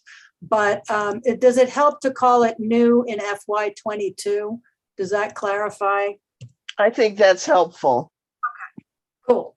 All right, so they just don't have numbers, and it might be by the time we submit them, we might have numbers for them. I just didn't have that information available to me. So Okay, and then one comment on the expenses. wait. We're not at expenses. Expenses. So I really want to. I look forward to your feedback, but not yet. I want to do capital first. So, Barbara, you had a question. Yeah, a couple of comments. First is about the Little Red Lighthouse. No scope has been developed yet, but I do want the input that when a scope is developed, it not just be for the lighthouse itself, the cast iron building, but that also the estuary, the area around the lighthouse, have capital thought put into it so that the environment around it will be more sustaining and more protective of the lighthouse. Because right now, it's basically just concrete slabs that landed there that were there from, I believe was it Battery Park City or someplace like that, that had been tossed there to make a shoreline. And, you know, whatever was there as a parkland. So I think we can do better, and that should be part of the capital project. And we should, as a Parks Department, put that forward. So that's my first comment. My next comment is about Gorman Park. Yes, emergency basis, the upper wall has been fortified, or is being fortified, but this park has been closed for, I believe it's going on 2.5 years now, at least. And it's a lovely park. It connects Upper Heights to Lower Heights. It's traversed a lot, and no one can, it separates the neighborhood, segregates the neighborhood. It's a very high priority to open it again because people love to sit in it. They love to be able to traverse from the upper, you know, from the hill down to Broadway. It also affects people's shopping, all sorts of things. So I do imagine if at 218th Street, if that was closed and you couldn't go from Broadway up to Park Terrace, it's the same concept. So I really urge people to give that a high priority. This is a closed park. I mean, that's a horrible thought. Okay. you actually reminded me, if people wouldn't mind, I want to just very briefly say a small amount about each project, because again, in the same way that not everybody knows what a fiscal year is or what a check is. For those of us who've been on the committee for a long time, we know what all these projects are. But I'm just going to say a couple of words about each project so that as people are doing rankings, they can understand what these projects are and why they're important. Add an ADA compliant bathroom in the Javits Playground. That is the playground on Fort Washington Avenue, just south of Margaret Corbin Circle. It was recently renovated, beautiful job, millions of dollars. There wasn't enough money in the funding to add a bathroom. So rather than hold up the project to wait for a bathroom, the designers designed it with a sort of vacant footprint where a bathroom could be installed if funding were to be made available. And there is a public restroom in Fort Tryon Park about a half a mile away, but then no public restrooms for quite some distance. The basketball at the Fort George Playground in Highbridge Park, that is, pretty self-explanatory. There is basketball and baseball, Sally's comments notwithstanding, are hugely important recreational activities in this community, enjoyed by thousands of people, admittedly myself not among them. But I understand that it is important to a lot of people who play it. And for some of the areas, the ground on which the surface on which basketball is being played is frankly dangerous. The Lighthouse link, the Henry Hudson Parkway Greenway. So there's that relatively new 1.25 mile path along the water from Dykeman Street. It's really along the water. It's not the one that's along the Henry Hudson Parkway itself. It's the one along the water. It's lovely, but it goes for like 1.25 miles, and then it has a little turnaround, and it doesn't go any further south, and you can't go any further south because there's either the water or the Amtrak, and there's a very small area, and there's no way to really conveniently access along the water to where the lighthouse itself is. So we have been trying for years as a committee to try and get funding for that as an additional north-south path, in addition to the Greenway itself, which does, sort of hugs the parkway and then does that looping switchback before it goes down into Fort Washington Park where the lighthouse is. Renovate the Eastern Broadway. Can you speak to that one, Liz? Since I worked on that so much. Actually, no. I'm just giving. We're all going to take a turn through the committee to speak to what our personal. Okay, all right, go on. The Raul Wallenberg Playground and Basketball Court reconstruction, again, pretty self-explanatory. Raul Wallenberg is the playground in Highbridge Park, Amsterdam Avenue between 188th and 190th Street, very heavily used, and again, seriously degraded play structure. Renovate the Eastern Broadway Perimeter Playground in Fort Tryon Park's Ann Loftus Playground and add a sensory playground. That was a substantial conversation a couple of years ago when we were looking at the scoping for the renovation of the Ann Loftus Playground in the northern end of Fort Tryon Park at the confluence of Broadway, Dykeman, and Riverside, which is a project that is just broke ground last month.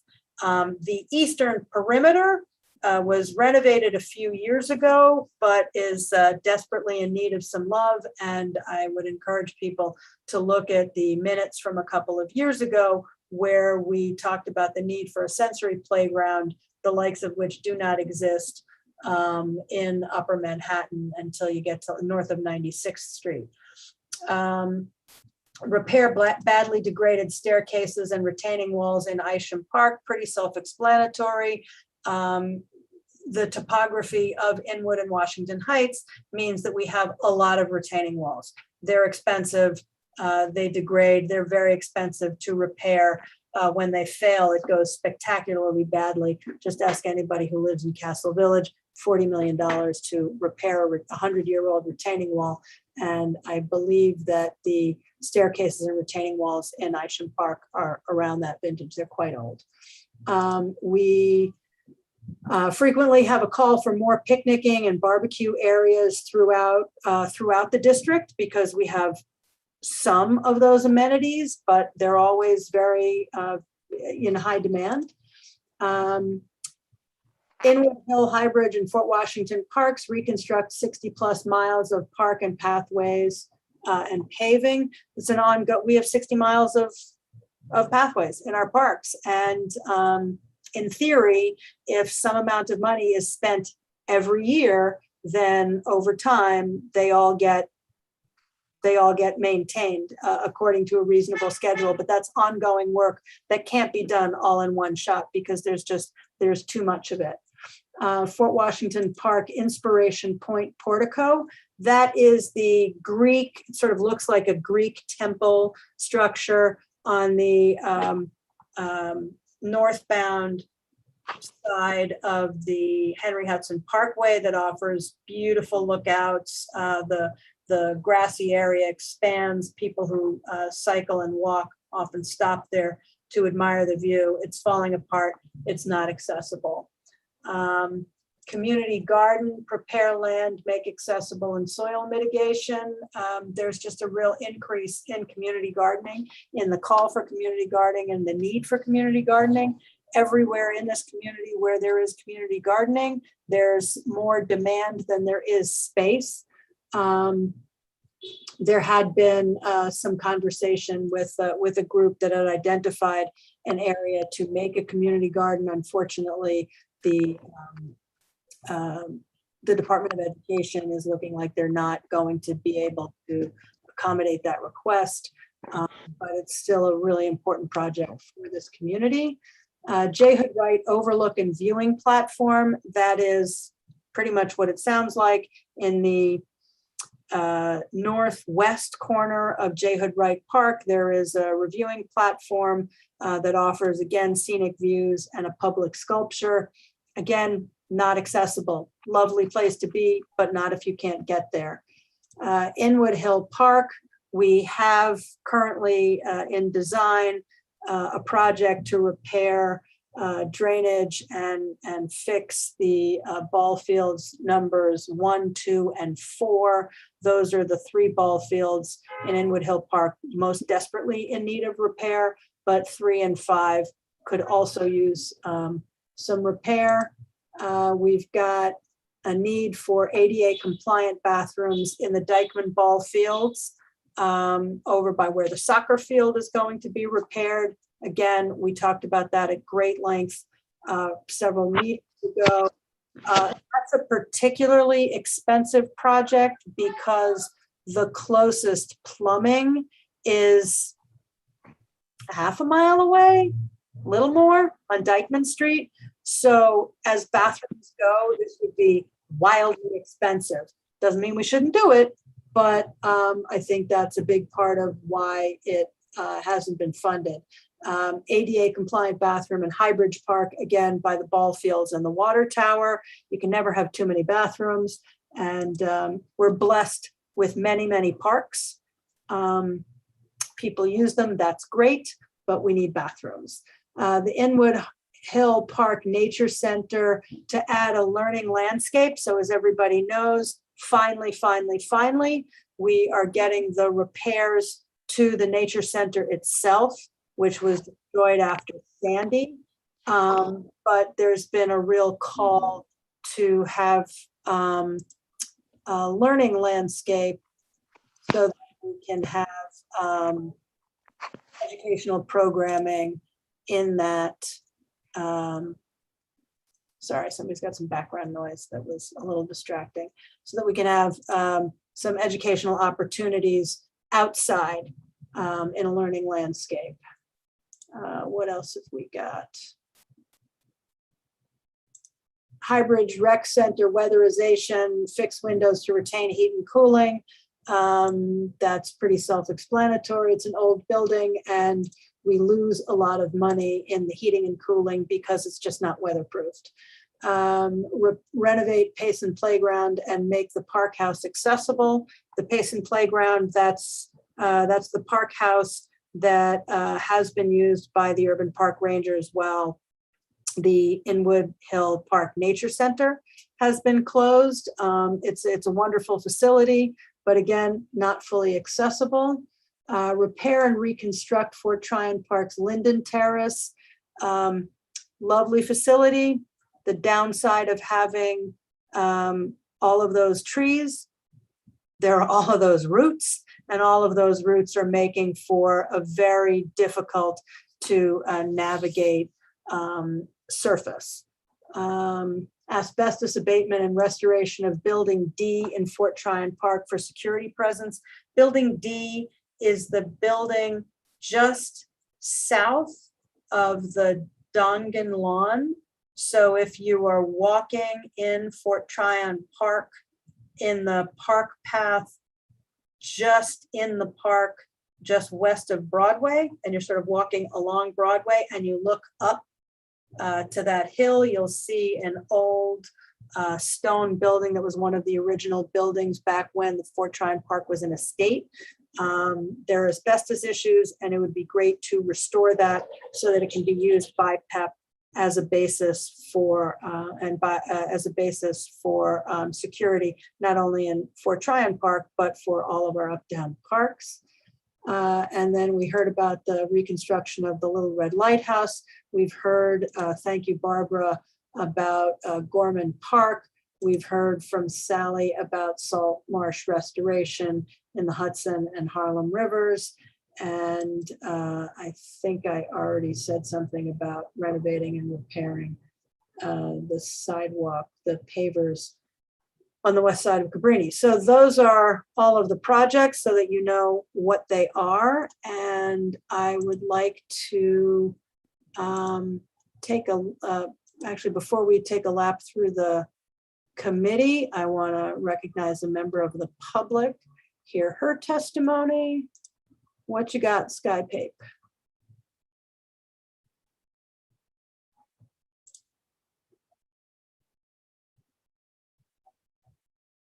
Sky? Good evening, everyone. I'm not sure the protocol, but thank you for listening to me. And I just want to make sure, I don't know what you want to hear in terms of the public support of specific items on this agenda, on this list of capital expenditures, because I would certainly speak out in favor of particular things I feel strongly about if this is the time and place for that. Time to offer brief comments on what you are hoping we will prioritize most highly. I would hope that I'm going to just name up the repairing the retaining walls and staircases in Inwood Hill Park. That's 2226C. The 60 miles of trails, 2224C. As somebody who's up in those, walking those woods twice a day, every day, those are big priorities. What's on there is the Salt Marsh Restoration and Oyster Castles. I think it really addresses our living shoreline and the climate change, the climate issues. So I think that's a huge priority. The learning landscape, I think, is great for getting people in there and engaged with our parks and caring about these things. That was 2244C. Don't worry about the numbers. The numbers are basically irrelevant. Okay, great. I was taking such copious notes here. And also the renovation of the Payson Playground Park House, if that's going to be used or can be used as an ongoing center for our urban park rangers and education as well, or in the interim, while the nature center on the peninsula gets rebuilt, I think that would be really valuable. And I don't know if it figures in here, but the thing about the Row New York boathouse, if they're punting $2 million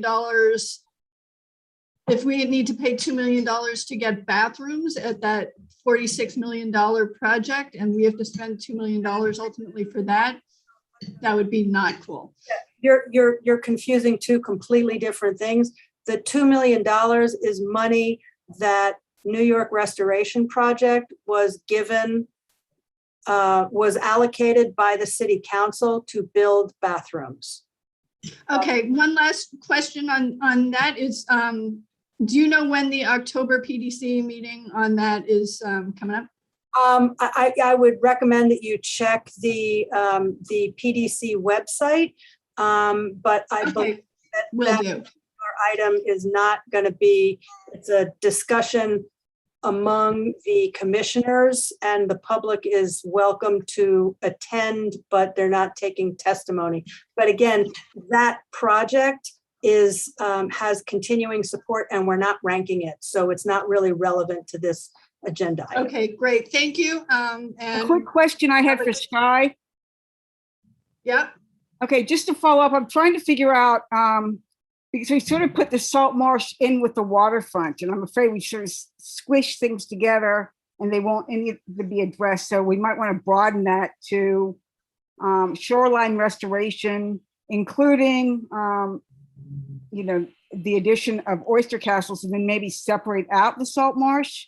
Okay, so one of the things that I want to just be really clear about is if there isn't, I don't think we need to get too in the weeds, pun intended, on how we characterize the projects. I think speaking to the intent of what our priorities are is enough. And I think given that we have 22 projects and the board as a whole is only supposed to be sending 40 projects to OMB, I would strongly discourage us from adding even more projects. I mean, we can certainly change the wording of them, but I think we shouldn't get like too stuck on that. I think our record for this, I've done this for 4 years running. I think our record is 11:30 p.m. Yeah, we're not. We're not doing that. So I'd like to recognize Alex from the Hispanic Society. Hi, first of all, I want to say thank you, Liz, for going to everything so detailed and concisely at the same time, because it's a lot of information. I know you talked about those that already received funding or allocations. As you know, the Hispanic Society has been receiving sometimes small allocations. It's $500,000 from the borough president or from $250 from a council member. And this past year, we got the largest allocation from the executive budget of the city. However, we have a $50 million renovation for 1 building of 3. And we requested 15 from the city, and we. Oh my God, I'm sorry. I muted you by accident. We requested $50 million for our $50 million project, where we're going to raise the rest, the $35 million balance. And of course, we are in the middle of raising that money, but we only received a little less than half of the allocation from the city throughout the years. So each year we continue to apply for funding from the city. So even though we're in the middle or say allocated, we cannot tap into those funds and to re-raise the whole balance of the project, as you know. So each year we keep on asking for more, and sometimes we get $500,000, sometimes we'll get $1 million, sometimes we'll get a little bit more, but nevertheless, each year we have to go to this dance. And so even though we're in the process of getting money, we still have to request money each year. And I am to speak out as trustee of the Morrisville Mansion, which I'm not sure they're here, but I know John's here. And basically, we've raised money through the allocations from the city council members. Each time we try to tap into it, we're not allowed to do the project because the prices go up and now we're short and we have to get more money. So and that's a different story because that's all money coming from the city while the Hispanic Society is coming mostly from private funds. So it's always a song and dance. I just want to make people aware, just because institutions have been allocated doesn't mean we've been able to tap into the funds because we haven't received the full amount or raised the full amount privately as well. Okay. So, okay. I appreciate that. So I don't want to be left out, in conversation. We got you. All right. I'm mindful of the time and we still have the actual ranking to do. So I'd like to move to, we've got Sally, then Maria, then Barbara. Okay, I know you don't, I'm trying to figure out where this goes. We've talked for years about proper wayfinding and signage in our parks, and I assume that's under capital. Nope. Okay, it's not. Second, and this is a question for Steve, I think. You mentioned at the beginning, we talked about the need for street trees, for taking care of our street trees.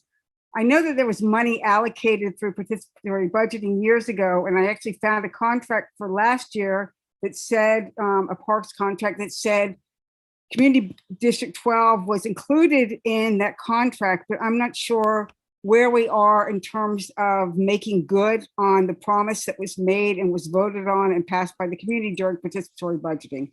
And so I don't know if we need to do something with street trees. And then I know you don't want anything new, but last year they installed 8 Pollinator Place gardens throughout the city. And I actually think that we should have one in Inwood Hill Park. I see. A Pollinator Place garden. Okay. I'm curious, Steve, is a Pollinator Place garden something that can be done? Is that a capital item or is that something that can be done through expense budget? I'd have to check. It sounds like something that could be done through expense, as would the oyster castles. That doesn't sound like a capital item. That sounds like something that would be more likely done as an expense item. Okay. So then if oyster gardens, if oyster castles is. Although let me just add, if you're doing it in conjunction with a larger project. I would actually leave that and. Yeah, you could keep it there, keep it there. And I would put it parenthetically after I would do this. Maybe we should say shoreline restoration, including salt marshes. Because I think salt marsh sort of limited. Again, I really don't want to get too in the weeds on what the actual wording is. But yes, so. Shoreline is better than salt marsh. Sure.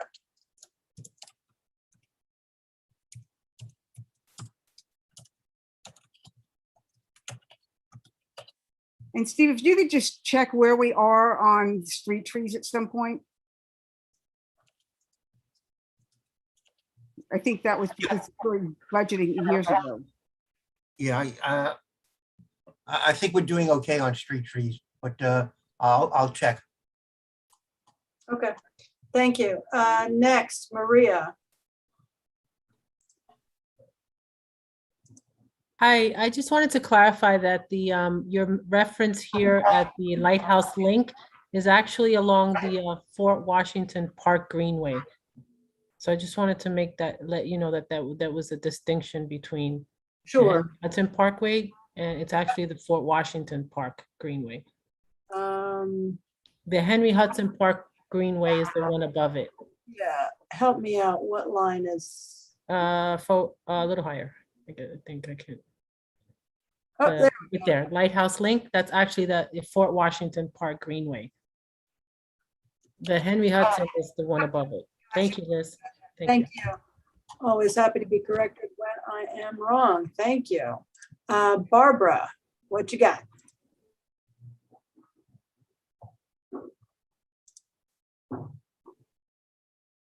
Unmute. Okay.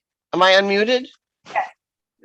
Okay, I would like to make the comment about the Payson renovation that but put it this way, for years, and when I first moved into the neighborhood in the 70s, the Payson Playground building was a daycare center. It was a pre-K building.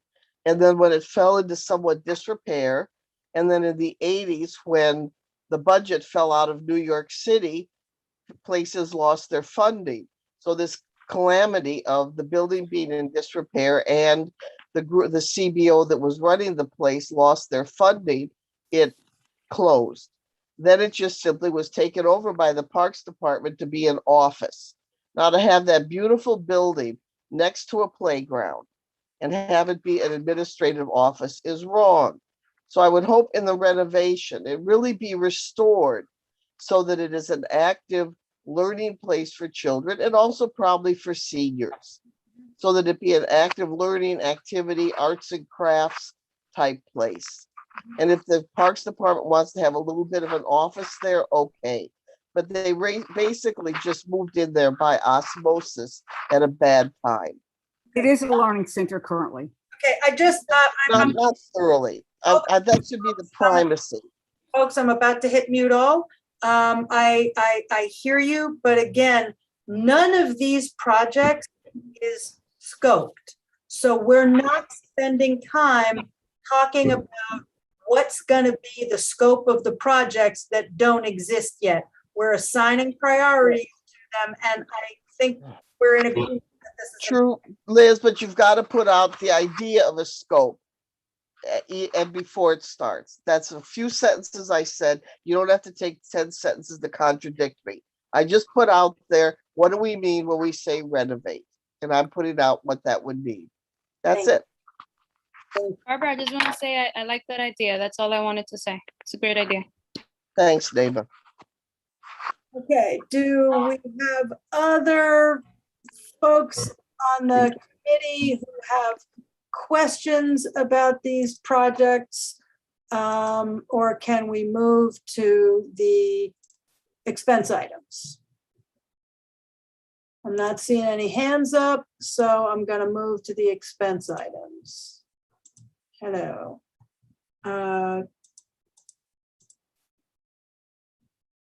Can you see that? Did the share Yes. work? Yep. Fantastic. Okay, so again, now, if you think capital is bad, where we only have 40 items, we're only supposed to submit 25 expense items, which it's always seemed weird to me why it's only 25 expense items and 40 capital items and not the other way around. But our committee is very heavy in terms of capital items. We have more capital items than any other committee, but many of the other committees have lots of expense items. So part of the reason why we tend to mush a bunch of things together is to increase the likelihood that they get prioritized at all. I recognize that that is not an ideal solution, and it does kind of dilute the content a little bit. But if we have separate items for, we need more playground associates, we need more maintenance people, we need more, and we just define all of those separately, and we have 17 expense items, none of them gets ranked very highly. That's why they're aggregated. So the items that we have are increased funding by at least $1 million for various programming throughout CD12 parks, playgrounds, courts, historic houses, fund additional playground associates, and parks and urban park ranger staff, as well as, I'm sorry, this should be parks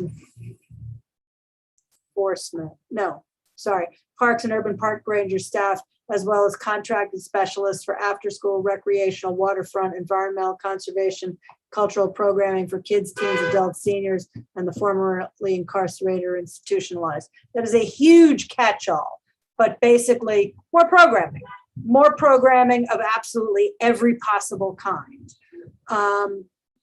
Add recycling and collection of more trash receptacles in parks. Part of the reason why we don't have, when we have scoping projects and we say we'd like to add trash baskets, you can add all the trash baskets we want, but if we don't add the staff to empty the trash baskets, there's really no purpose in having the baskets. So we need to have more of that maintenance staff. The Native American, African American burial grounds, develop a memorial with directional and interpretive signage. That's the project that actually has now been taken up by BRC, which doesn't really go through this committee, but the cultural and archaeological memorial and that piece of the program still needs to be funded. So that's what that project is about. Increased DCLA, that's the Department of Consumer Affairs, funding by at least $1 million to increase support for arts programming and individual artists within CD12. This is the Parks and Cultural Affairs Committee. So that's the item that speaks to that other agency. Fund additional staff for sanitation, maintenance, and operations, horticulture, to ensure more sites have fixed post staff. Add dedicated forestry crew. I think we heard earlier in Marjorie's presentation why that's incredibly important. Add funding to partnerships for parks and the City Parks Foundations to support Friends of Parks groups. Not to make specifically an example of Sally, but you know, the kind of work that Sally does, we need more of that. We need more Sallys, and we need more of a city infrastructure that supports that kind of volunteerism. Fund additional parks enforcement personnel and urban park rangers, outdoor learning initiatives in parks, community gardens, and other green spaces. Increased use of goats as a better, more eco-sensitive alternative to pesticides for removal of invasive species, and staff a center/facility for evening and after-school recreational educational activities for at-risk youth. I think that actually really speaks to what Barbara was saying in terms of the Payson Playground building. So people who had thoughts about programming, Steve? Was that a raised hand, Steve? Yes.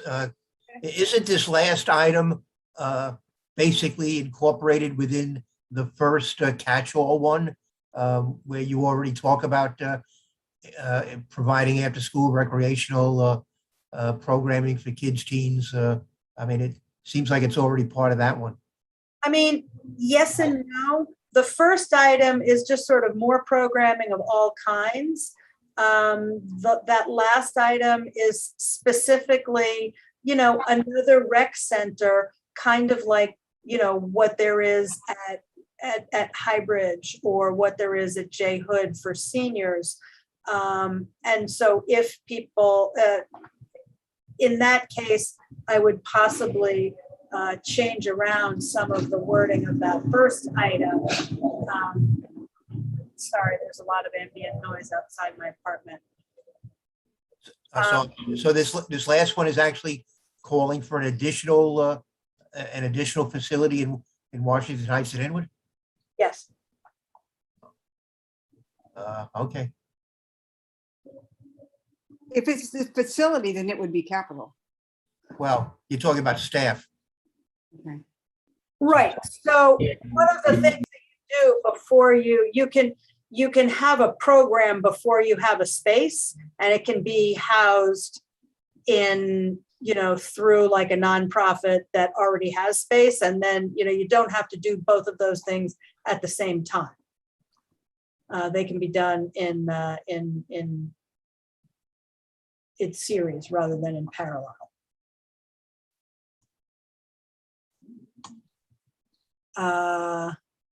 Barbara.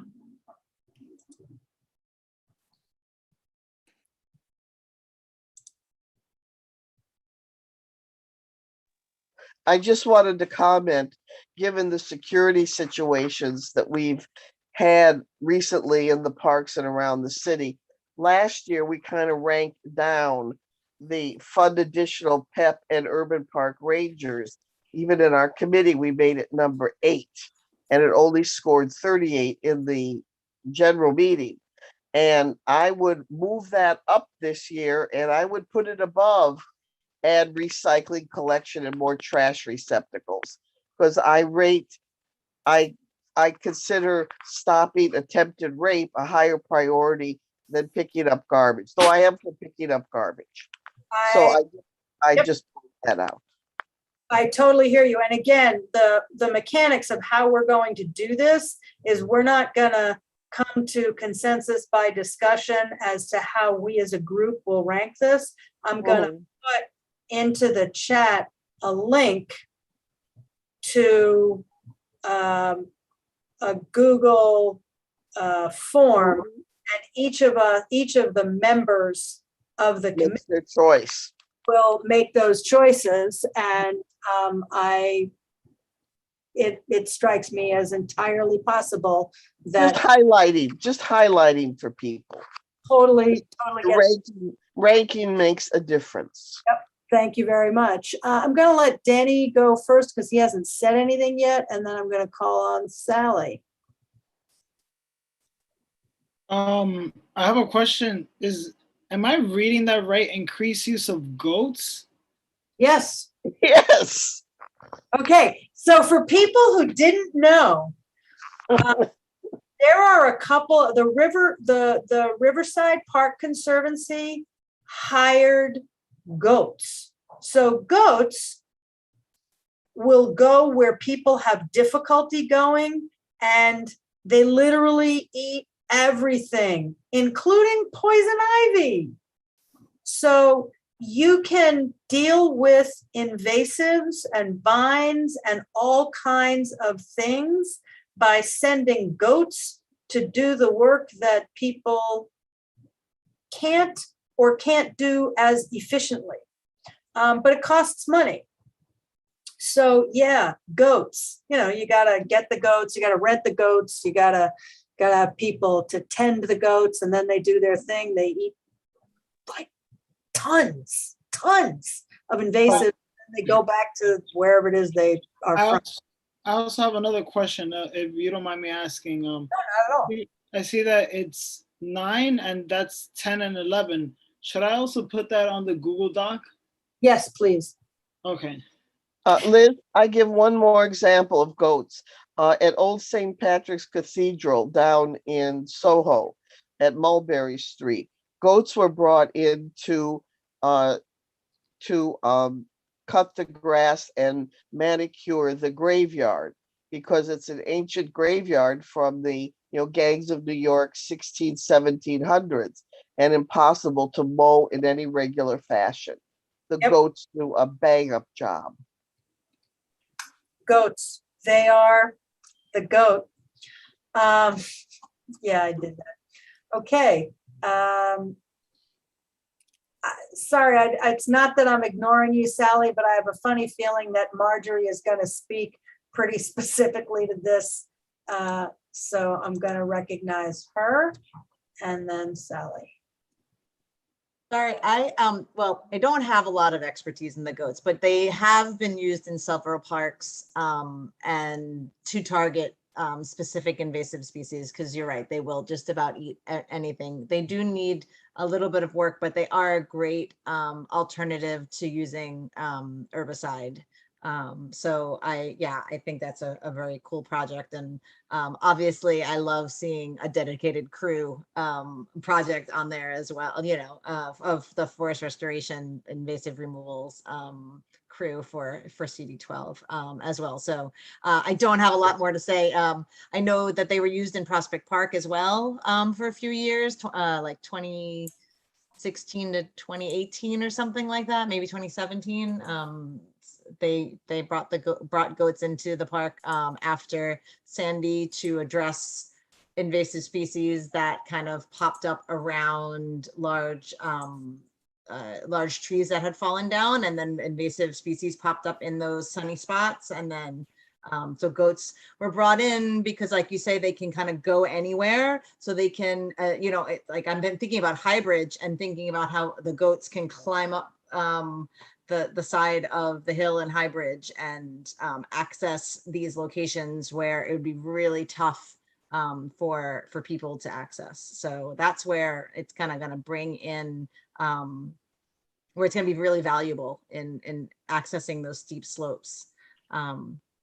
So I just also wanted to say, if it's okay, I have a 9-year-old daughter that I want to put to bed for the evening. So I think I'm going to sign off. But I wanted to put out there if there's any other questions, if anyone had any other questions for me, either right now or Liz, you have my email. So I believe you do. You were sent me the invitation, correct? If anyone does have any more questions for me, please reach out to Liz and she can contact me, or I can also just give Liz, feel free to put my email address in the chat as well. People can reach out to me I directly. don't actually have the ability to do that, but why don't you just tell people what it is? Oh, sure. It's just my name, Marjorie.Natick at NYC, sorry, at parks.nyc.gov. So it's Marjorie.Natick at parks.nyc.gov. And Marjorie is Marjorie and Natick is Aidich. Great. Yes. I'm going to take one more comment from Sally, and then I'm going to email everybody this link. I'm going to leave the meeting open for a little bit so people can vote, and then we will adjourn. I thank you so much, Marjorie. And I also have a question from the public in the chat that I'll get to once Sally has had her turn. Sally. Yeah, I just wondered where we were going to put the wayfinding. We talked about the pollinator place, if it goes in here. My general comment is I think the environmental stuff somewhat gets lost. And I think that we need to really focus on that and put words like climate change and that kind of stuff in there and segregate the importance of this stuff from a climate change standpoint and education, conservation education. And I know everything's sort of lumped into one, and I understand that, but I just, knowing how things go in this community, I feel like what we're going to do is get a lot of recreational instruction. And yet again, we're going to not focus on the environment. So that's just, for the record, that's my general concern. So I totally hear that. You're saying sort of two very important things. But I want to just make clear that the budget process is the budget process, but we also have, we're an advisory body that meets in committee monthly and as a board monthly, and we have ongoing conversation with, each of the committees with the people who work in the relevant agencies, in our case, parks and DCLA. And part of what we do as a committee and as a board, both in our meetings, at district cabinet, at borough board, is advocate for these kinds of things. So I think that the more we are taught, what's less important than, really wordsmithing the budget item and having the right buzzwords in there is less important. More important is making sure that we're having these ongoing conversations, advocating for those things. I do also want to say that in terms of things like wayfinding, I don't know that we necessarily need to have a separate expense program. I think that's something that we need to keep on beating up the Parks Department, saying we need more signs, and finding it within the budget. But Steve, correct me if I'm wrong there. I agree with you. And then my other comment, just to get back to what Barbara said, actually the people that were the victims of the crimes in the park would prefer activating the park with the urban park rangers to having more enforcement. And we actually did get an agreement from the Parks Department that they were going to give us more PEP officers. What we haven't gotten is an agreement that we will get more urban park rangers. So there are those of us who prefer the focus being on urban park rangers. Yep. Totally get that. Totally get that. I just lost my train of thought. All right, I'm not seeing any more raised hands. Before I send the link out, I just want to note that Cristobal in the chat which again, the chat is a useful feature, but because it's not publicly discoverable, I have to say aloud what are the things that people are raising in the chat. He said, I'm waiting for the right moment to raise my hand. I want to talk about the Muskota Marsh dock. Columbia University is missing the last of several permits. Unless Small Business Services approves the repairs, it requires all the other permits will expire at the end of the year. Can CB12 help with this issue? We're aware that it's a problem. The community board and the Parks Department have been reaching out to our electeds and to SBS. It's really not part of the agenda of this meeting. So I do want to just let you know that we are aware of it as an issue. I will take another lap through with parks and with our electeds to find out like what is taking so long on that issue, and we'll let you know what the result of that is. Liz, can I make one? Yes, do you have an update on that? No, I wanted to make I will look into that issue tomorrow, but I wanted to make a comment about the budget. Okay. Please do. You know, when I referred earlier to the Play Fair funding, you know, this was you know, an important increase in our FY 20. I'm talking now in my role at the Parks Department, in case there's any confusion about that. I'm the Manhattan Chief of Staff. So the Play Fair funding was particularly critical to the Parks Department in our FY 22 budget. You know, we were able to get $25 million to restore a number of positions to hire essential staff for parks in all 5 boroughs, maintenance workers, gardeners, parks enforcement patrol, the park rangers, forestry staff, green thumb staff members, a substantial number of workers that are critical to our being able to function properly. The money we received is at this point a one-shot deal. It's only good for the FY 22 budget, $25 million I'm referring to. And so for us right now, renewing that funding, the Play Fair funding in FY 23 is a high priority for the Parks Department. And if you can, you know, I don't know if you can somehow work that into to your first item, but renewing the additional funding we received in FY 22 is we would particularly, I think, appreciate your support for that particular to focus in on that particular point. Yeah, so show of hand, can everybody on the committee turn their video on so that I can see you giving me a thumbs up or smiling or nodding your head? Do we like the idea of changing that first item instead of increased funding by at least $1 million? Do we want to say like renew, your hair looks great, Danny, don't worry about it. Do we want to say something like renew, increase, Play Fair funding, $25 million for added programming, yada, yada? Thumbs up, thumbs down. Any objections? I'm not seeing anybody shaking their heads. I'm seeing Alexis, I assume your raised hand is agreement. Okay. Thank you, Steve.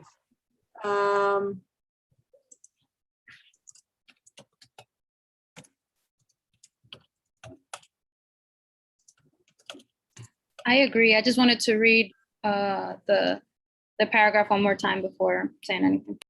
Uh-huh.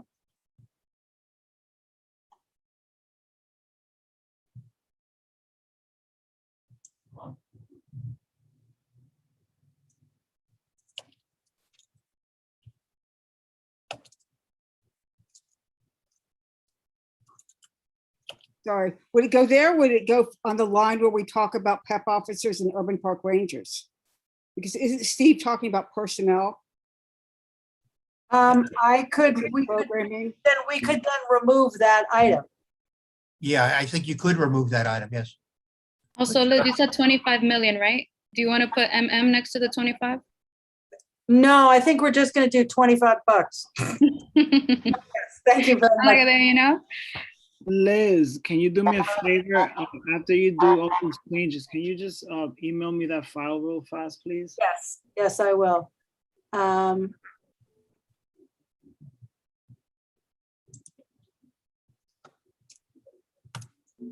Both the capital and the expense, so then I could just double check that they're all the same here.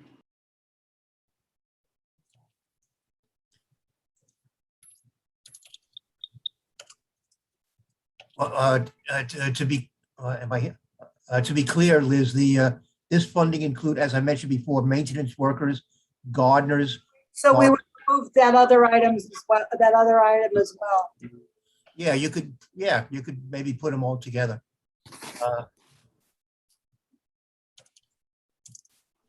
Do you have forestry?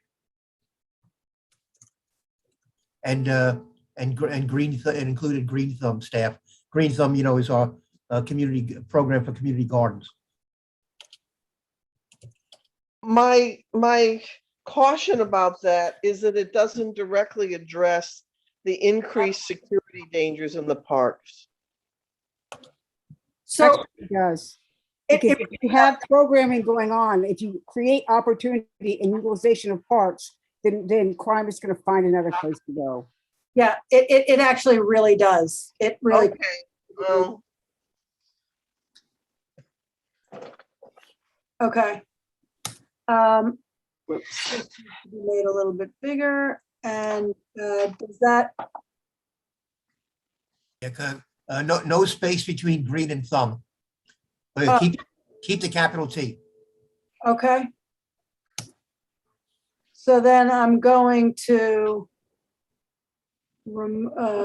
maintenance. So this would be maintenance operations, workers. Do I need to put in trades? I'm almost getting a little scared of adding more stuff before. You see, it says as well as contracted specialists for after school, recreational, and all of those other programming. Like I personally would like to emphasize the programming, and I feel like we already have a lot of focus on the funding for workers. I see. Areas of workers.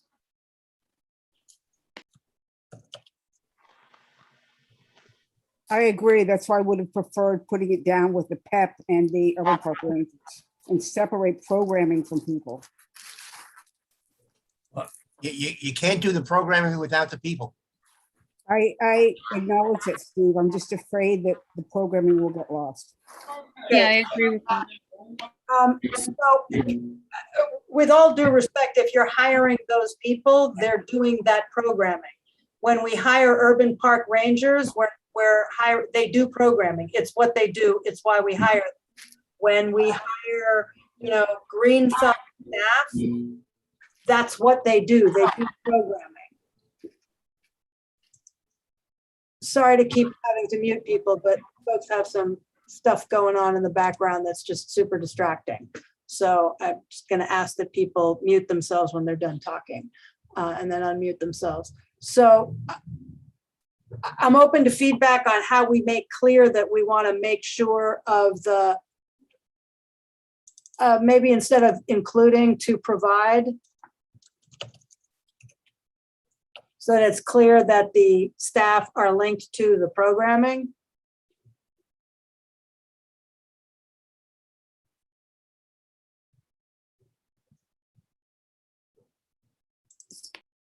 So did you just get rid of a dedicated forestry crew? Now I don't see it on there. Might just be my eyes. I got rid of all of the specific, I got rid of PEP, I got rid of forestry, I got rid of maintenance workers and added them all into that one $25 million item. Yeah, I don't agree with that. Let's vote.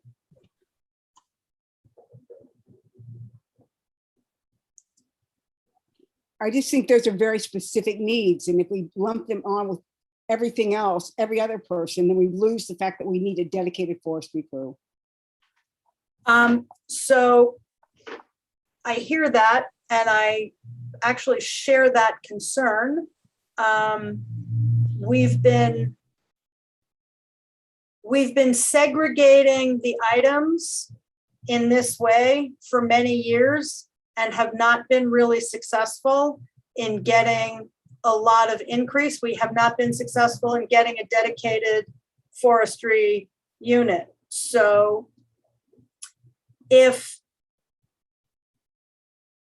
continuing to do it that way hasn't gotten us what we want and what we need, then I think that's a good argument for trying a different approach. And if by getting the $25 million that we got through Play Fair, we haven't gotten a dedicated unit, but we have gotten a huge amount of resources for forestry, for all of our parks, as you heard earlier. So it's maybe an argument to be made for that having been a more effective route to the funding that we're looking for. We so far have been unsuccessful in getting a dedicated unit despite having had it as a priority for at least a half a dozen years. Well, there are those of us who are optimistic that when we have new representation, that could possibly change. You know, sure, but this board, this committee has not really ranked it that highly, and this board has not ranked it that highly. So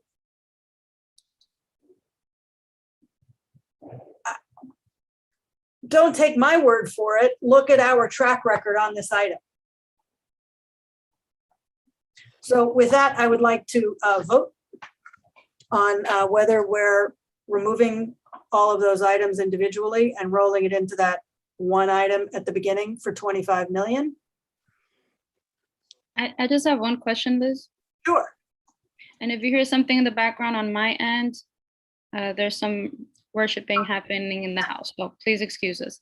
I'm just wondering, in the second line where we have historic houses, I'm wondering if we should remove that only because that seems like it would take a big chunk of the money. And I think our emphasis here would be more on what follows as opposed to it going to the historic houses, which. No, this isn't a capital item. This is a programming item. So we do programming. Programming in a historic house isn't any more expensive than programming anywhere else.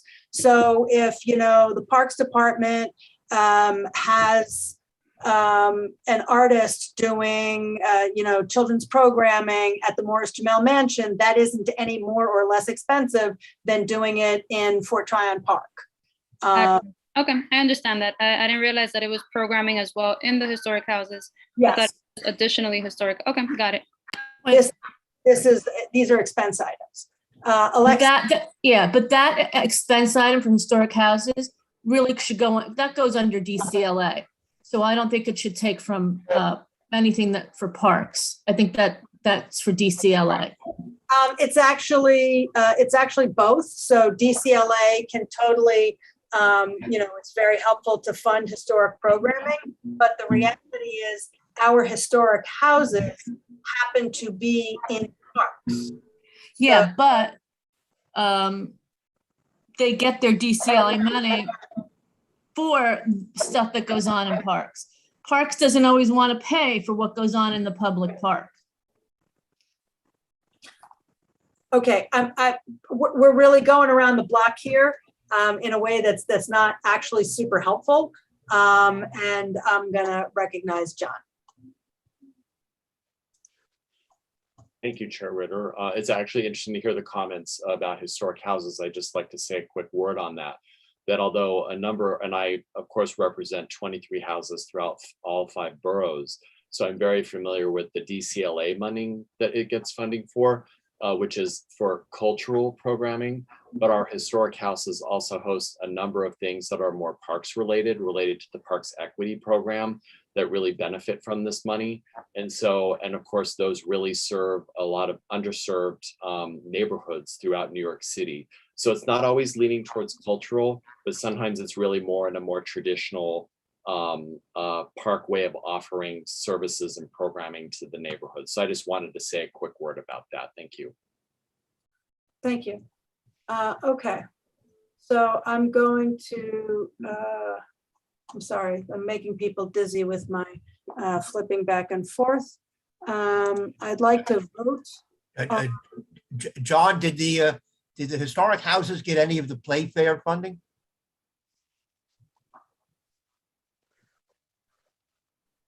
Mute. Okay. We had the opportunity to actually look at the Playfair money for gardener services. Yeah. But unfortunately, it was too difficult with just managing that particular individual for 23 sites throughout the city, that it just that aspect of it, as well as access with all of their equipment, just made it too difficult. So unfortunately, no, we didn't benefit directly from Playfair with the last round. So I wouldn't want to mislead people that the Playfair funding went to the historic houses. And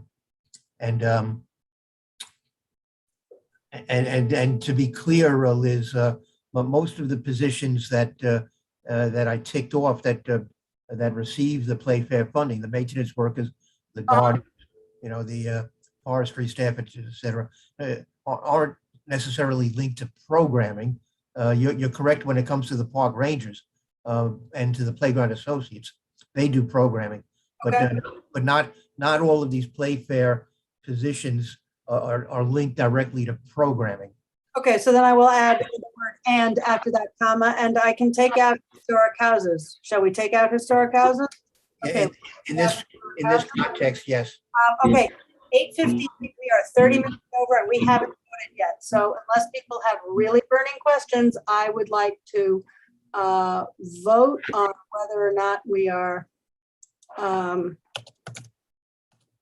taking that out. So, yes, Danny.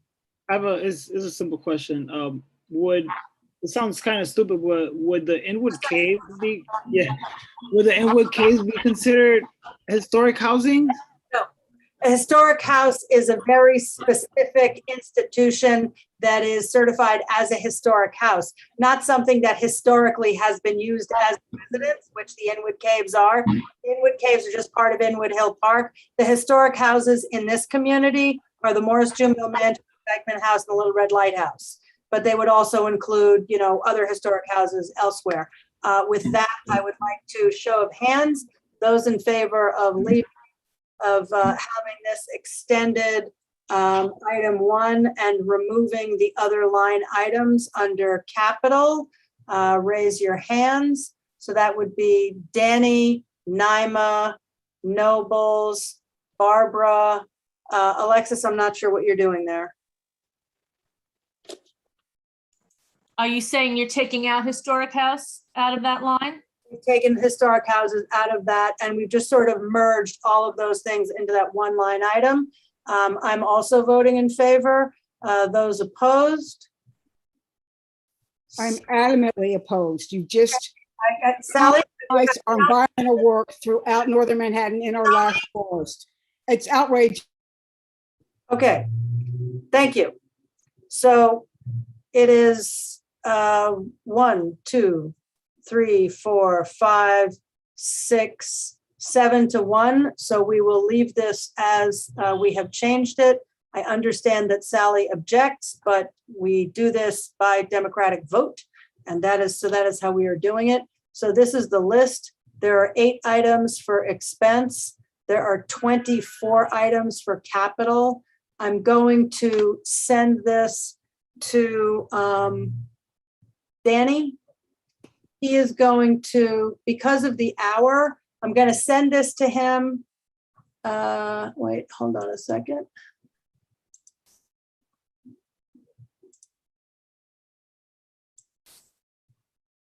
Sorry, monotasking here. I'm going to send this to Danny. He's going to do a revised Google form.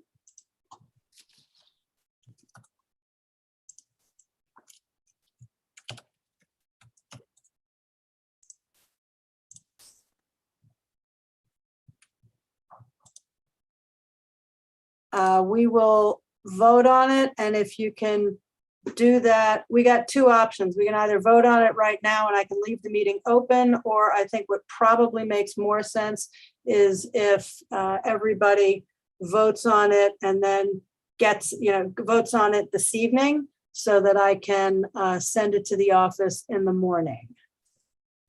Vote go with the honor code. Everyone votes on it this evening from their couch and with some wine. You send it into the office. No.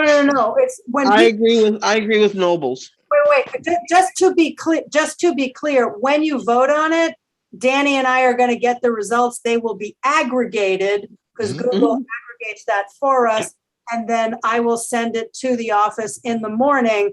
Anybody who didn't vote on it won't be included. And that would be unfortunate. Yeah, that's clear.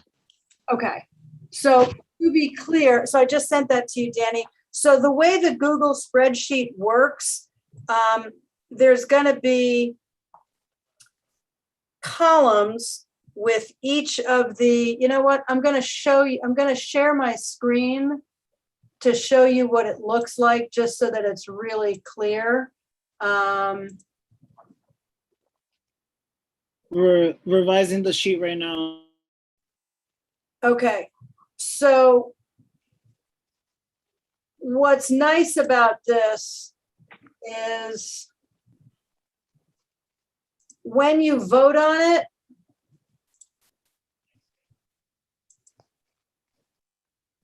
you'll see, hold on, I'm sharing screen.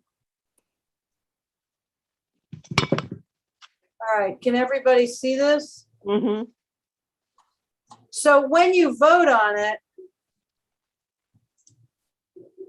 you'll pick one item and you'll be able to see the expanded, this is a limitation of the screen share, but when you pop this up on your own computer or device, you'll see the full title of the project or program. And then you can only vote for one thing as your number one priority. And you can only vote for one thing as your number two priority. So you could whoever's blowing his or her nose, please mute themselves.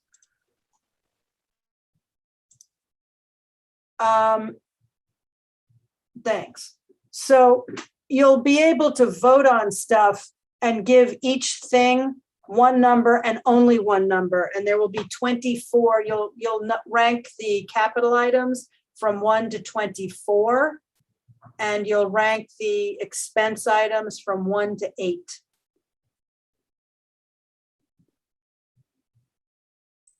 And then, and it's pretty easy. Like if you put in a number, it doesn't duplicate as Liz pointed out. So like it's not going to let you put in that number if you already assign something else that number. Right. So when you see number 1, you're going to go all the way over and say, oh, this one here, that's my number 1 priority. And number 2, you're going to be able to move all the way over and identify, this is going to be number 1, and that's going to be number 2, and that's yep. Gonna be 3. Right.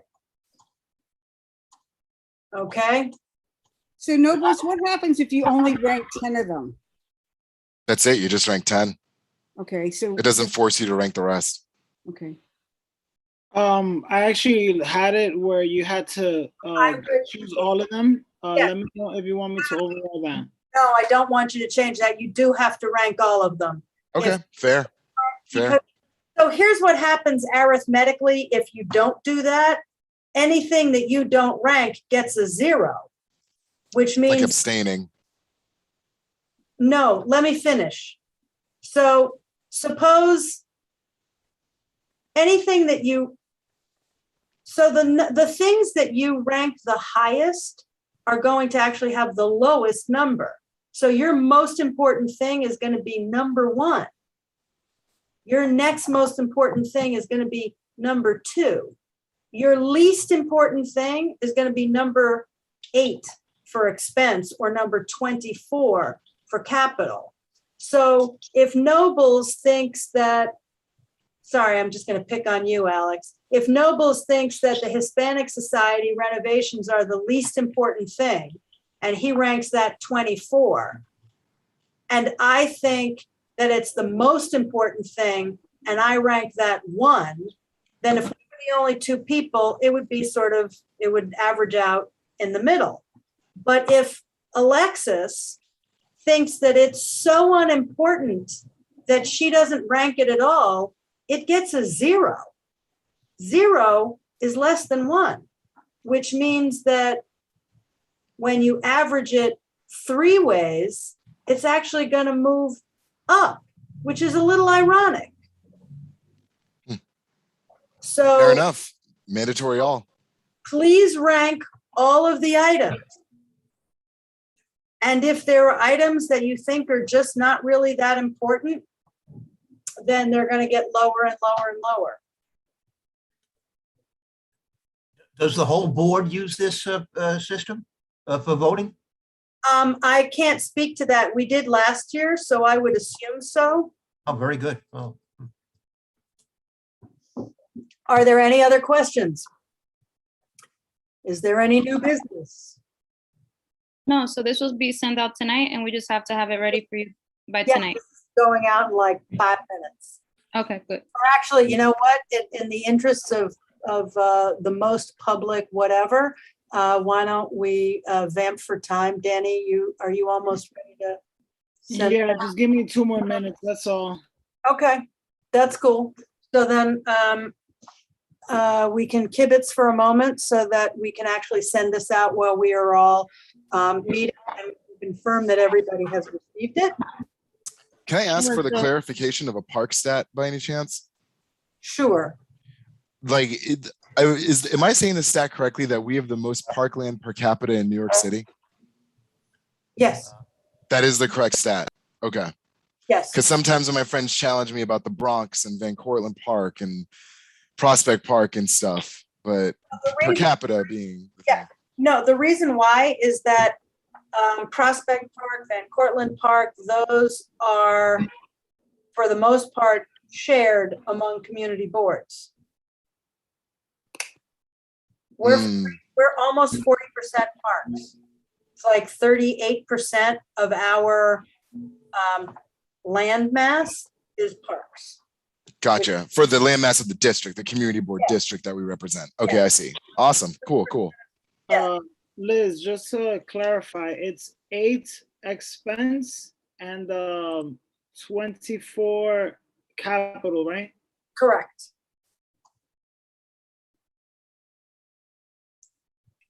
I remember that position well, Danny. The meticulousness of the copy pasting. Yeah. Yeah, I'm like pretty decent at it, at least for the most part. I just need like a working mouse, you know, so. Oh, that certainly would help. Yeah. And I mean, you know, the reality is we're a board of 50 people and we're a committee of 9 people, and we all think different things, and we all have different priorities, and we all have different things that each of us regards as more important or less important. And none of us is wrong. You know, none of us is wrong, even though we don't agree with each other. And so the beautiful thing about ranking it in this way, where we can each say, you know, this is my most important on down to my least important, and then it all gets blended. We don't have to get into an argument of like, no, I think basketball is the most important thing. No, I think basketball is the least important thing. I think, you know, whatever. We all think what we think, and none of us is wrong. And I think that extends to not just this committee, but all of the committees and all of the programs and all of the projects. Can I say one thing before I say that this thing is live? Should I leave a space to put, so then people could add their names, or should I just leave it as, okay? And no, also, it's a public document, so we have to have our names attached to it. And also, so everyone else could know, this document is also shared by Liz and by Noble, so they're also contributors to this. So not only I can see the bulk Results. the results, the bulk of the results, they can also see this as well too. So just to, let everyone know about this. Right, and then when I've got, once everybody's voted, I will send it all to the board staff. Well, you're more than welcome to start sending this out to people. I don't have it. It's that same link that I It's the sent same you link. earlier. Yeah, it's the same link that I sent you earlier. It just updates. Yep. So the document that you sent me at 5:16 and at 5:11, those are the two? Yeah, all you just have to do is just like refresh the page and then, or just refresh whatever. Just send out that link. It says expensive capital, and then it just refreshes. Like, okie dokie. All right, so I'm forwarding to. Question: how many people is in the meeting so I could look for responses? Well, if it's just members that will be voting. So it's going to be Alexis, Aisha's not here, Barbara. Daniela's not here. I didn't realize Danielle got admitted to law school. So we might be seeing less of her because she's juggling not just a full-time job, but also law school. I'm here, Liz. What do you mean I'm not here? I think we're just missing Aisha and Etta. Yep. Yeah, Aisha, Etta, and Danielle. So it's going to be Alexis, Barbara, Danny, Naima, Sally, Nobles, and me.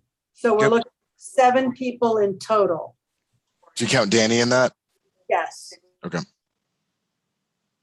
1, 2, 3, 4, 5, 6. Right. So this is 7, going. This is going to 6 people, and I'm the 7th. So this is edit subject.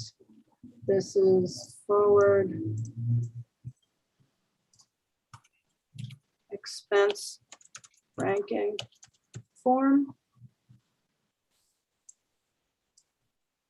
And then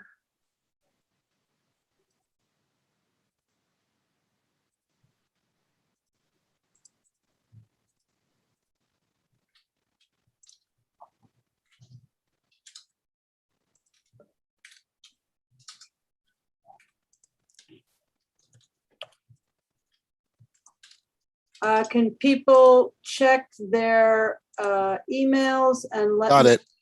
Got it? Okay, capital is wending its way to you as well. I'm just changing the subject so it's a little bit easier to see which one's which. Ugh, what did we do with before Google Documents? God.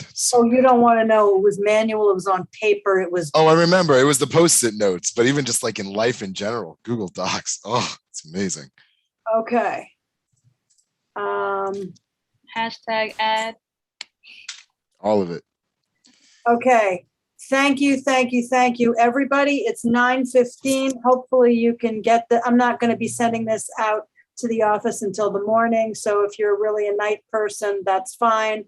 And if you're the sort of person who goes to sleep early and does it at 6 a.m. or whatever, also fine.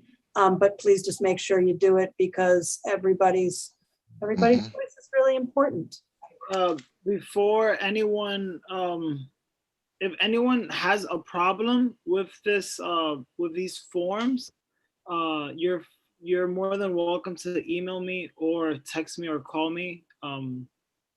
I'll send you my email. Is Danny DANNYC17@gmail.com. You can like CC Liz and CC Noble and the. We lost. I think we lost them, but happy to help. Okay. There it is. Fantastic. Okay. Motion to adjourn. Sounds good to me. Can the chair second it? All right, I'll give it to Naima. I second Awesome. I'm a Cool. second. And we are adjourned at 9:16. Thank you, thank you, thank you, everybody. All right. I think this was really good, even though it lasted so long. I think we did good. This was nice. This is the earliest we've ever done it. Yeah, this is, I would prefer in person because there's, particularly for this, it's a conversation and there really has to be a little bit more give and take than Zoom allows, which is why I'd originally tried to do this meeting in person. But, thank you, everybody, for your input. Thank you to, well, Barbara's already gone, but thank you to her and to Sally for your perspectives and for your input. And like I said, we don't agree, but nobody's wrong here. Liz, right, guys. if you can impress on the, when you go to the executive committee, impress on them the need to get information out about the public hearing on budget priorities, because it seems like that information never gets out to the community in time. And also in terms of how things are gonna work at that meeting, they always say, the public speaks and then we're supposed to rank this stuff. And I think that we need, to take public input seriously. I don't think we can take the public input and then sort of rank the same meeting and have it done by the end of that meeting. But so I believe what's important to me is that the public gets notice of this hearing. Yep, I believe, yeah, I am with you on that.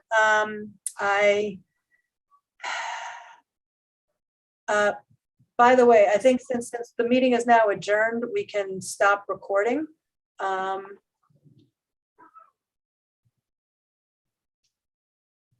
But, I do talk to the office, and we all of the committee chairs do ask for that information to be sent out to the public.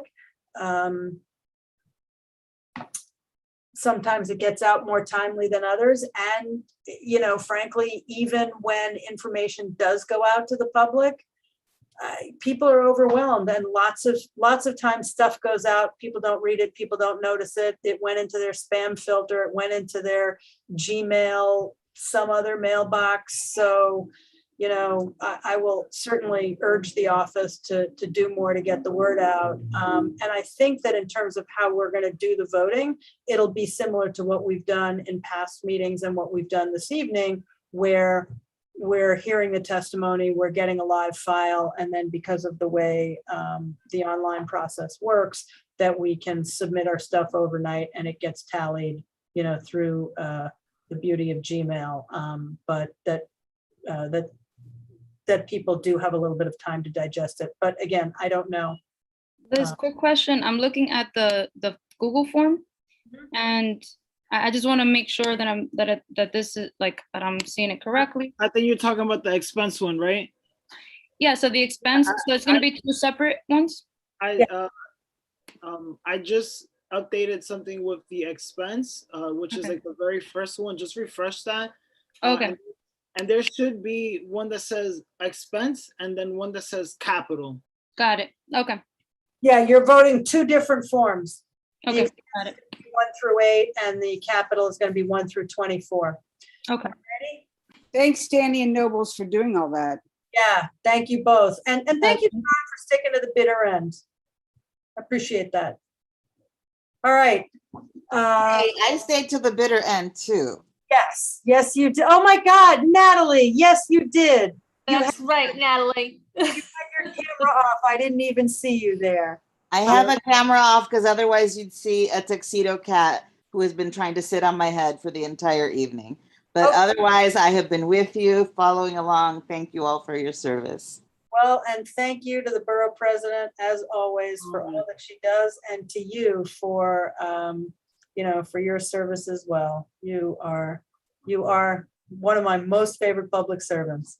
So I appreciate all of you. Just to let people know that all of this stuff is like timestamped when you submit the form. Great. Natalie, you're my very favorite public servant. So I'm one ahead of you, Liz. Absolutely. All right. Good night, y'all. And thank you. And Paola, my other favorite public servant. Right. She's still here. Yes. Good night, guys. All right. Good night. Night all.